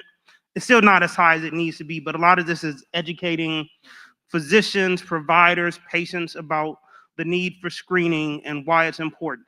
And following up on the screening guidelines, we talk about smoking history, but if you want to include things like vaping and radon and stuff, then you have to, with your navigation team, write that in as an alternative criteria or an add-on criteria, but you have to do before you start your screening program, which a lot of people don't know. You can include those, but you have to write them in the protocol. So it is possible, but just not a lot of people do it. Are we seeing lung cancer incidence on the rise? And is that tied at all to vaping, to alternate forms that we're seeing? Just curious. That was a question that I did ask a lot of our researchers. And from our perspective, we don't have enough evidence data at this particular moment that our researchers specifically have studied in order to say that lung cancer is linked to vaping. And so I want to make sure that I comment that we did not want to actually discuss that point because we don't have enough evidence to actually share. I've actually seen one study recently, and I'll just say that it's one that I've seen, so I'm not saying it's a massive amount, but there was a connection that they were saying between vaping and like some of the restrictions on it, that young people were actually moving back towards traditional cigarettes because of the restrictions on vaping.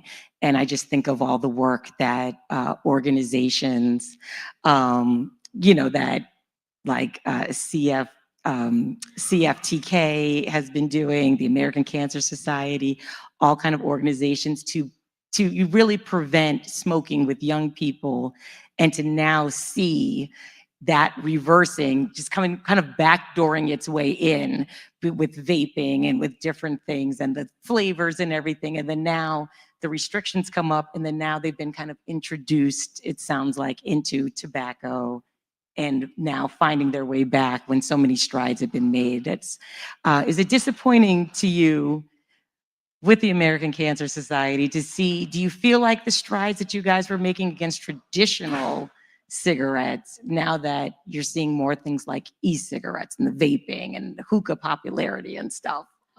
And I want to correct myself. We have limited data. Let me say that because our researchers have studied it. I think that especially like lung cancer needs to get more attention. And I think we're moving. I mean, we've definitely made strides. Yeah. Do we have further strides to go? Yeah. Absolutely.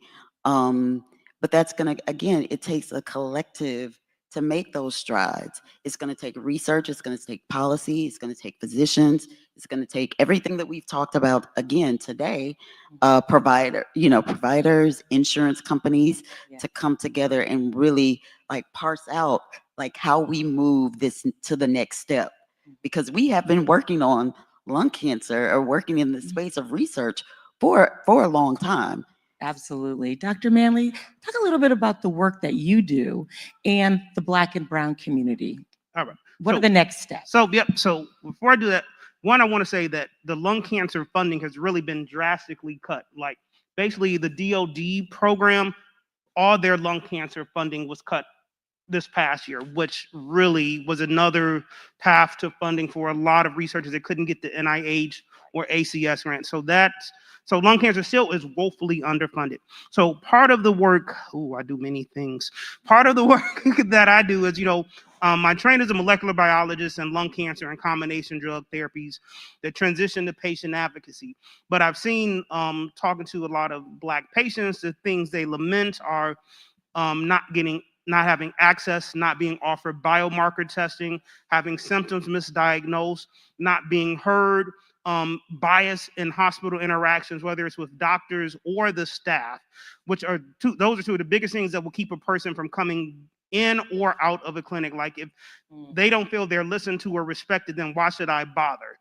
And then when you think of a lot of the issues that Black families face, which are often multi-generational, maybe this person's a caregiver, or maybe they're working 2 jobs that they're front-facing jobs. They can't just take a day off and get insurance. They can't do that, and then they can't go to the site because it's not regular work hours, or they're on Medicaid and they're trying to do transport. And while Medicaid can get you transport, I had orthopedic surgery and I was on Medicaid this year. Transport is not your good friend. Because when transfer says they're going to be there and they are not, or they're 1 or 2 hours late, then you're late to your appointment, then you get labeled non-compliant, even though it's through no fault of your own making. And then these places don't often work around evening hours or weekends to allow you to navigate care. So we have multiple factors at play, but some of the work I do is really speaking to community groups about lung cancer screening and disparities. Sometimes I speak with Carmanos because I'm from Detroit originally. So whenever the patients see, there's a Black person in lung cancer, because they just never really see anyone. The other big thing we do, we create infographics to break down medical terminology and explain stuff in terms that's understandable. And I run an annual lung cancer health equity / intervention summit that's focused on solutions that are reducing disparities and inequities for Black, Hispanic, and other underserved communities. And so our 3rd summit will be next month, the 24th and 25th in Chicago at the University of Illinois Cancer Center. That's fantastic. I mean, that's something, definitely share that information and share that on blackdoctor.org.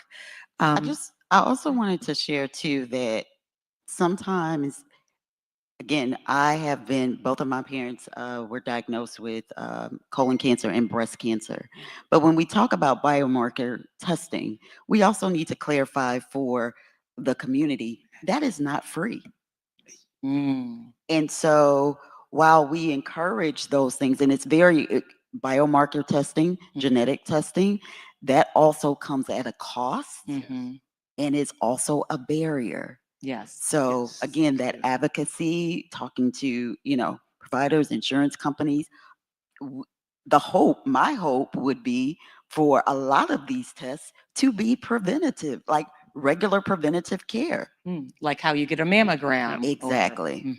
So I just wanted to clarify that. And that is very true. We roughly have about 11 known biomarkers for lung cancer that they can take a tumor sample, look at whether it's a signal transduction cascade or an immune marker. But often people only get 1 to 3 of these biomarkers tested.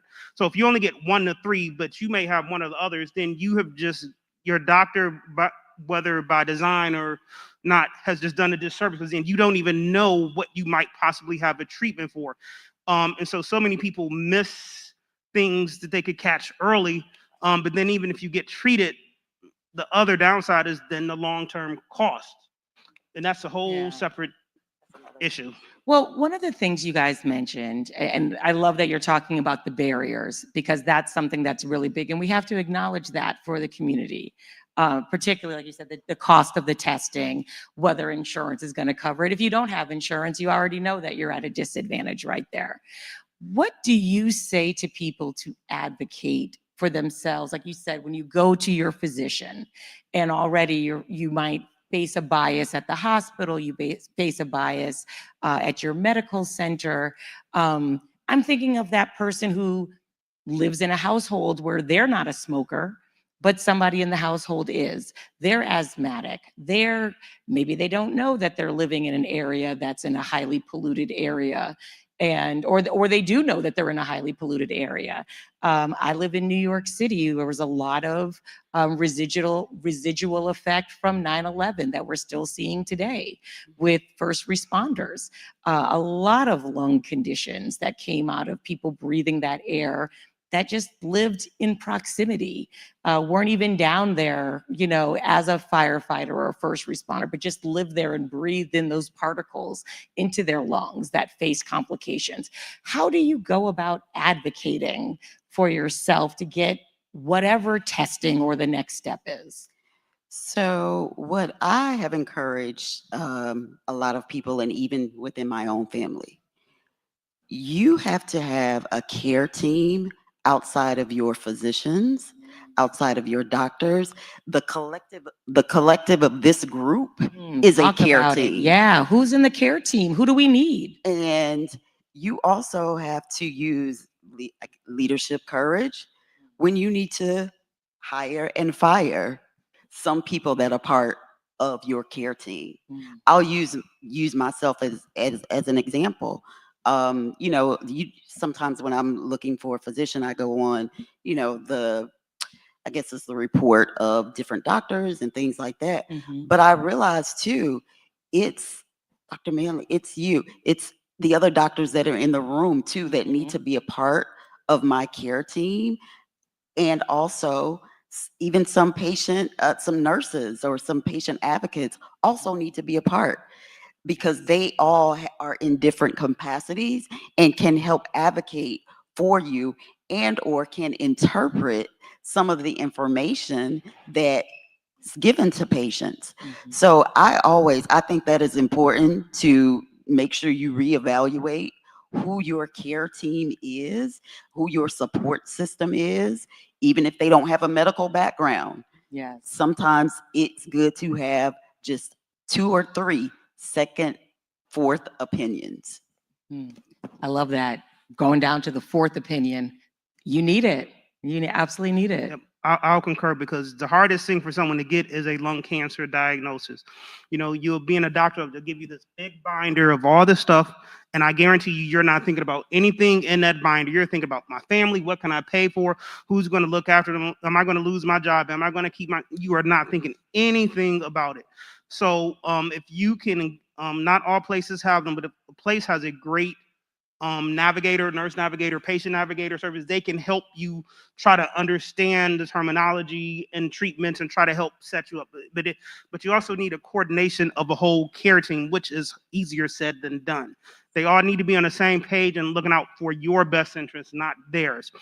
And so when you don't have that, then you have to go to advocacy orgs that might have information or resources, or know doctors that might be able to refer you to someone that can help. So you can work around, but it's not easy. It is not. That's why I said sometimes you have to hire, rehire, fire, interview, and go through that process of your care team. So now let's talk about outcomes. We're talking about there's not as much research money as we want to see. We're talking about the highest, cancer that's out there, the one that's the most diagnosed. What are your organizations doing to assist with treatment outcomes, to talk to, what are the advances that are helping with treatment outcomes, or what do we need to know about lung cancer right now? Are there new methods that are of dealing with it? Are there new treatments? What can someone who has been recently diagnosed, what are the resources that they could look into? One resource that we have is our ACS 360. And it is an assessment that I've actually taken, has amazing, like you go through the assessment specifically for lung cancer. Is it online? It is online, and I'm certainly going to share the link with this team Absolutely. and everyone here so it can be shared with the community as well. But it gives excellent Pacific lung cancer education and information.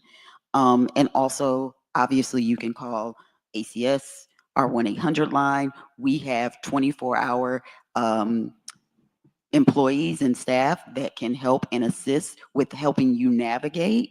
And a lot of times, I think that a lot of people don't know the breadth of the work that the American Cancer Society does and or what we provide, because we have a lot of patient support services as well. I would have never thought that you guys had 24-hour support over there. Well, I mean, what are some of the services that you guys provide that people could access either online or on the phone? So I'm gonna just highlight some of the high level support that for cancer patients. We have Hope Lodges, and I don't want to quote the number, but we have them throughout the country. We also have Road to Recovery, which is also we actually pick up cancer patients and help them get to their appointments. But we assist with any type of screening information, whatever you need, it's related to cancer. And we also know that some cancer also it's a thread of other things that are happening or other, Absolutely. other health conditions as well. So you can actually talk to some of our teams specifically, and they can help you. They're basically online patient navigators in some instances, but they can get you to local patient navigators throughout the country. That's fantastic. And I think that's a resource. Like you said, I don't think people understood the breadth of ACS. So that's fantastic. Dr. Manley, what about you? I'm a little bit slower, not because I am slow, but because I just launched 2 years ago. But some of the stuff, we're doing, I still partner with academic institutions, and we do surveys with patients. So we publish about the experiences that Black patients face navigating lung cancer screening and diagnosis. And even those that are educated still face barriers to testing and the right trials and the right therapies. We also published a study where we looked at all the lung cancer cell lines that are out there. And of over 800 cell lines, maybe only 30 were from Black individuals across the whole set. And but if that's our starting material, there were none for Hispanic, none for Asian, none for And tell us, Native what is a cell line? So basically, So basically, in layman's terms, we always hear people talk about clinical trials. We have this therapy, but most of your therapies start from cell lines. Often our cell lines are derived from tumors that we get from patients that we break down to the single cell level. And then we can, to regrow them back and then look at the different patterns of gene expression in them or biomarkers up. And then we come back from those cell lines and then we try to identify new targets or therapies that can be developed. And then they go through the whole clinical trial development process. But basically, we saw a lack of cell lines from Black individuals across the board. And so what that means is all the therapies that are coming out are not designed for Black populations. Interesting. So now how would we get more cell lines in? Where does that start? Does it start on a physician level? Does that start? That's a whole... Okay. Well, okay. that's Open a up a whole multi-tier can of problem. worms. That starts that's part of workforce issue. We need a more diverse workforce that understands and can work with these underserved populations. We need people that can do research with these underserved populations, help empower them, making sure they have control of their cell lines and data so they understand the results of the studies. So that's that's multi-tiered. That's a whole that's a whole another 30 minutes. So we'll put a pin in that and just go forward with some of the other things you're doing to help with treatment outcomes and to help in the Black and Brown community. Yep. And so we do our lung summit every year, and I see Kim in the back. She thought she was hiding, but I see you back there. So don't hide. We see your We see you, Kim. You can't hide. And one thing we're going to start, we have our patient advisory board that reviews our infographics to make sure they're patient literate before we put them on the website. And hopefully in the next year or two, we'll work on getting funding to start creating our own online resource for Black and Hispanic patients navigating lung cancer so they can see information from their lens and see people that look like them so they actually feel more engaged in, understanding the disease and navigating here. But that's coming down the pipeline. That's excellent. That's excellent. So now, before we go to questions, if there was one call to action that each of you could give, whether it's about prevention, early detection, advocacy, whether it's to the patient, to the smoker, to the physician, what would the call to action be? I'll start with you, Carrie. The call to action for me would be screening and early detection. Like we have to encourage communities to try to get screened early. That's most important. I was just in DC last week, and there's an organization called March On, and I was at Howard University Hospital. Okay. And there's a documentary, I think it's produced by PBS and Nova, called Critical Condition. I would encourage everyone, and I'll share the link, to see this documentary.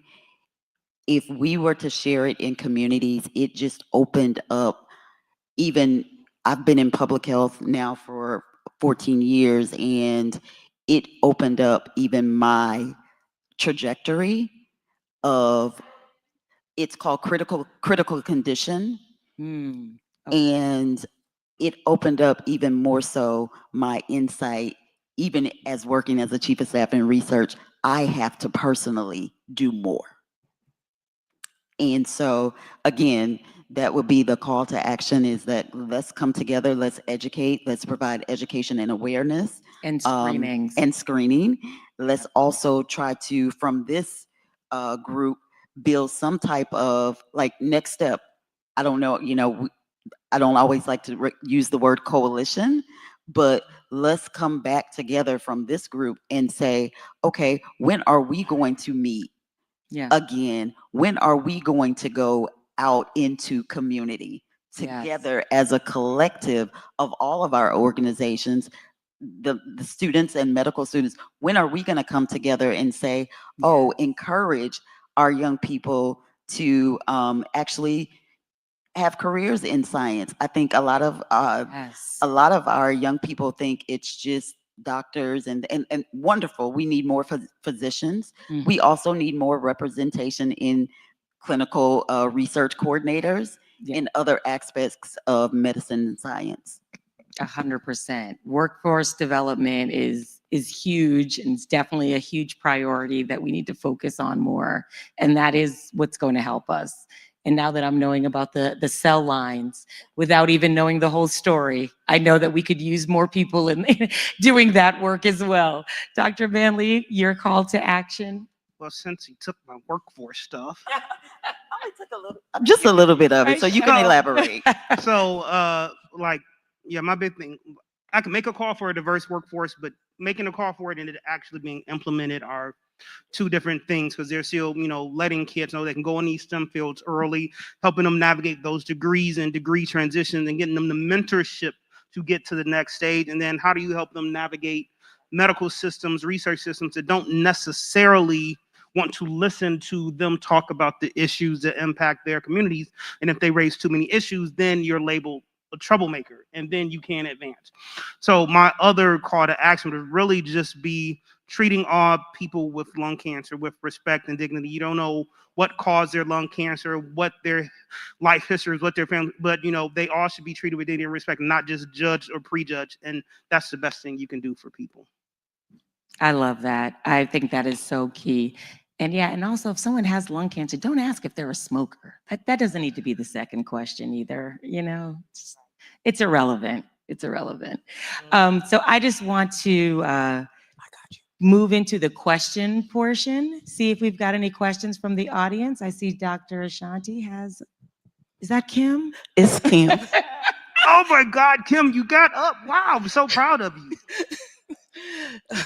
Good afternoon, everyone. My name is Kimberly Goodlow. I am a member of Dr. Manley's Patient Advisory Board. I'm here today to make a comment about my sister. I became a lung cancer advocate 3 years ago. She was diagnosed February 22 and passed away April 2022. She was a non-smoker, developed symptoms after her diagnosis. I stand on the shoulders of my sister, Dr. Karen Lee Bryant. I am continuing her fight. I saw her take her last breath in the hospital. I made a commitment in the hospital when I saw her take her last breath to dedicate the rest of my life continuing her fight. She did not get a chance. She was a non-smoker. She was my only sister. We were 18 months apart. Since then, I became a lung cancer advocate. I'm affiliated with Dr. Manley's Foundation, the Go-To for Lung Cancer Foundation, and the Longevity Foundation. I am committed to raising awareness throughout the community, educating the community about advocating for early screening, early detection. I am also a heart survivor, 16 years, and I'm affiliated with the American Heart Association, so I advocate for heart health, stroke, and lung cancer. I miss my sister every day. I'm continuing her fight. It wasn't fair, and I'm standing here today to say there's a need in the community to educate everyone about how lung cancer is affecting the Black and brown communities. Thank you. Thank you so much, Kim. And thank you for doing the hard work and staying out there and doing the fight in your sister's name. That's a beautiful thing. We appreciate you. We appreciate you. Got another question right there. It's a beautiful color you're wearing. But Kim had to call me out. Thank you. Thank you. This is my dear advocate friend. I am a partner and connected to her through a family member. My husband passed. He was diagnosed in 2021 of March and was able to get personalized medicine and able to get more targeted medicine down at Moffitt Cancer Center, where I was a former research associate. So my background is cancer health disparities and community engagement. Little did I know, 12 years later, I would be advocating, conducting research, and shifting my role as a wife to being an activist. And so I am Maisha Standifer. I'm a community engagement researcher here, along with being affiliated with the Cancer Health Equity Institute, along with being the assistant director here at Satcher Health Leadership Institute. So I'm excited that we are focusing on a number of collaborative efforts, particularly community efforts here at Morehouse School of Medicine. We're conducting research. So as a research scholar and an activist, I am in places where most people don't talk about, particularly focusing on Black men and women who are under the age of 50 and who may or may not be smokers. Cigarette smokers is not just, again, we're not just focusing on cigarette smoke here, right? We are focusing on other ways, also environmental. But then I'm also, as we talk about, Kim and I have talked about, along with Dr. Manley, working with him at the Longevity Foundation, and we were talking about other ways that we can reach the community. And again, as I talk about a community-based participatory researcher, I am going into barbershops, beauty salons, nail salons, as well as going into gyms. And so I'm proposing some community-based efforts there. But I have not only become, in terms of a caregiver as I was, an advocate and activist, but a grief support specialist, because we not only lost my husband, families lost an uncle, lost a son, he was an assistant pastor as well. So it doesn't just impact one person, particularly when you're focusing on communities of color. You are losing somebody who was a strong staple and an example for others. And he was 48 when he passed. So also I'm creating, and my son and I, we talk about creating kind of passion and creating a product out of pain. And so my son and I have produced a book that we are publishing very shortly to highlight Black boy joy, advocacy, pain, and love through healing as a cancer survivor in the way of grief support for a young Black boy. So I, again, treasure all the advocacy and the commitment and the connection that we have. Thank you so much for having this today. Thank you so much for sharing that. That is, give it up for her. That is absolutely beautiful. And you're right, that is something, grief is something that goes through entire generations, roles in the community, like you mentioned. The project, the passion project you and your son are doing together sounds absolutely beautiful. And I love that you're wrapping the joy in with the grief and the healing. And that's a beautiful message. So sorry for your loss, and congratulations on what you're doing. And the advocacy work, as we talked about, spreading the word and being advocates, going into the gyms, the barber shops, in the schools. That's fantastic. That's the message. That's what we need to get out there. So thank you for being an example and leading that charge. We've got one more question in the back. Dr. Ashanti's going to hand off. Yes, last question. Go ahead. All right. So thank you both for speaking on the panel. I appreciated one point one of you mentioned about redlining and how that is actually tied to lung cancer risk. But then we also talked about radon being the second most common cause of lung cancer. And I don't think I mentioned this earlier. So my name is Brianna. I'm a PhD candidate here at Morehouse School of Medicine, and I study lung cancer disparities. And so one thing that I've been really thinking about is how do we mitigate the harm done by the research that we're doing? Because one thing that I considered was radon in historically Black communities due to the redlining, that would impact the price of our homes if we want to sell eventually, right? And so that could prevent us from buying a $20 test, because what happens when you find that problem, right? Because then we have to fix that problem. Or like we don't want to live there, but then we have to sell our homes. So how do we try to mitigate that, or how do we address that problem without like it's something that has to be done because it's impacting our health. But then even though it has to be done, the government is not responsible for taking care of it, although they might have been responsible for creating the problem. So just like, what are your thoughts on that? I mean, there's one thing I mean, it may be something where, excellent question, Brianna, and actually that's my daughter's name, so I love that already. And you've got, I'm not surprised that you're a PhD candidate because you've had amazing questions from the audience. Perhaps some of the policy work that needs to happen around that could follow in the footsteps of what was done around lead and lead paint. And at a certain point, the government did have to start, passing legislation. Landlords had to, do things in different apartment buildings, and things had to be revealed to new buyers and real estate. So it may be that has to be an additional step that comes in from a policy level. But you're right. How does that happen? Because it's not a coincidence. Although you don't have to be in a poor neighborhood for radon to be in the soil and all of those things, or to be in the foundation of a home. And it doesn't even have to be an older home. It could be a newer home, but in newer construction, they often have some of the monitors and things that can check early on, where the older ones aren't going to have them. But you raise an excellent question. I don't know, Dr. Manley, you brought up, I think, the redlining. Maybe you've got more on that.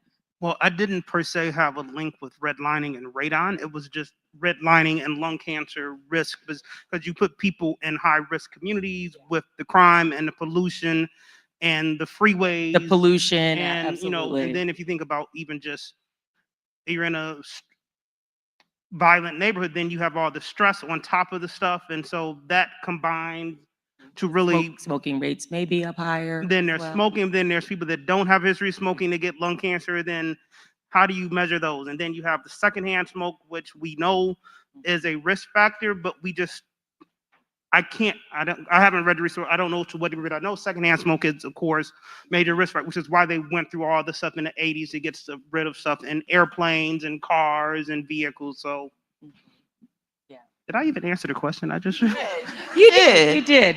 But I think there is definitely more work to be had on that. And radon definitely does show up more in Black and brown communities. So the fact that it is the #2 cause of lung cancer, the fact that it is more prevalent in neighborhoods that are going to be poorer neighborhoods, that are going to be, possibly Black and brown neighborhoods, we're less likely to know of the danger of it. So we're less likely to also get the testing done for it. So you don't know what you don't know. If you haven't heard that there's a risk of radon in your home or in the foundation, you're also not even going to go get the $20 test to find out that you have it. And then if you've also heard the myth that it's going to be extremely expensive, or, now I know, so how am I going to sell my house? You may not want to know. So there's a lot right there. Brianna, you really touched on something big. So thank you for your question. And I just think there's more for us to know, more of us for us to find out. Yeah. I want to thank everybody for coming out. I want to thank you, Carrie, for joining the panel, Dr. Manley for being on the panel. So if we could give a round of applause for our panelists. Thank you. I'm going to just say a few closing remarks also. I know we've been here for, I've got 2 mics actually going. Is this okay? Okay. So I know Dr. Ashanti laid out in the beginning of our discussion on how we were going to go on a historical journey. And I think that's exactly what we've done. Today, we've walked through a powerful story from the roots of tobacco in the community to the truths that science reveals to us today, to the human impact of lung cancer and the fight for equity in all communities. No Smoke, Just Facts isn't just the title of our event, it's a commitment, it's an opportunity. And the facts are clear. The history is undeniable, and the future depends on how we use this knowledge to act for healthier communities. Now, we have lunch available, but before that, we have Miss Cheryl Donnelly, who is going to lead a great physical activity for us to get moving. But I want to just say thank you to everyone. I want to thank our sponsors for being here with us today. And please, I'm going to turn it over to Miss Cheryl Donnelly. Thank you. Thank you. Thank you. Wasn't this wonderful? I learned so much. And now what we're going to do is we're going to connect all the information that we heard today, and we're going to connect it with some movement. So I like to call myself a movement motivator, right? So we're going to get our lunch, and then don't leave, because we're going to come back and we're going to get our boots on the ground, right?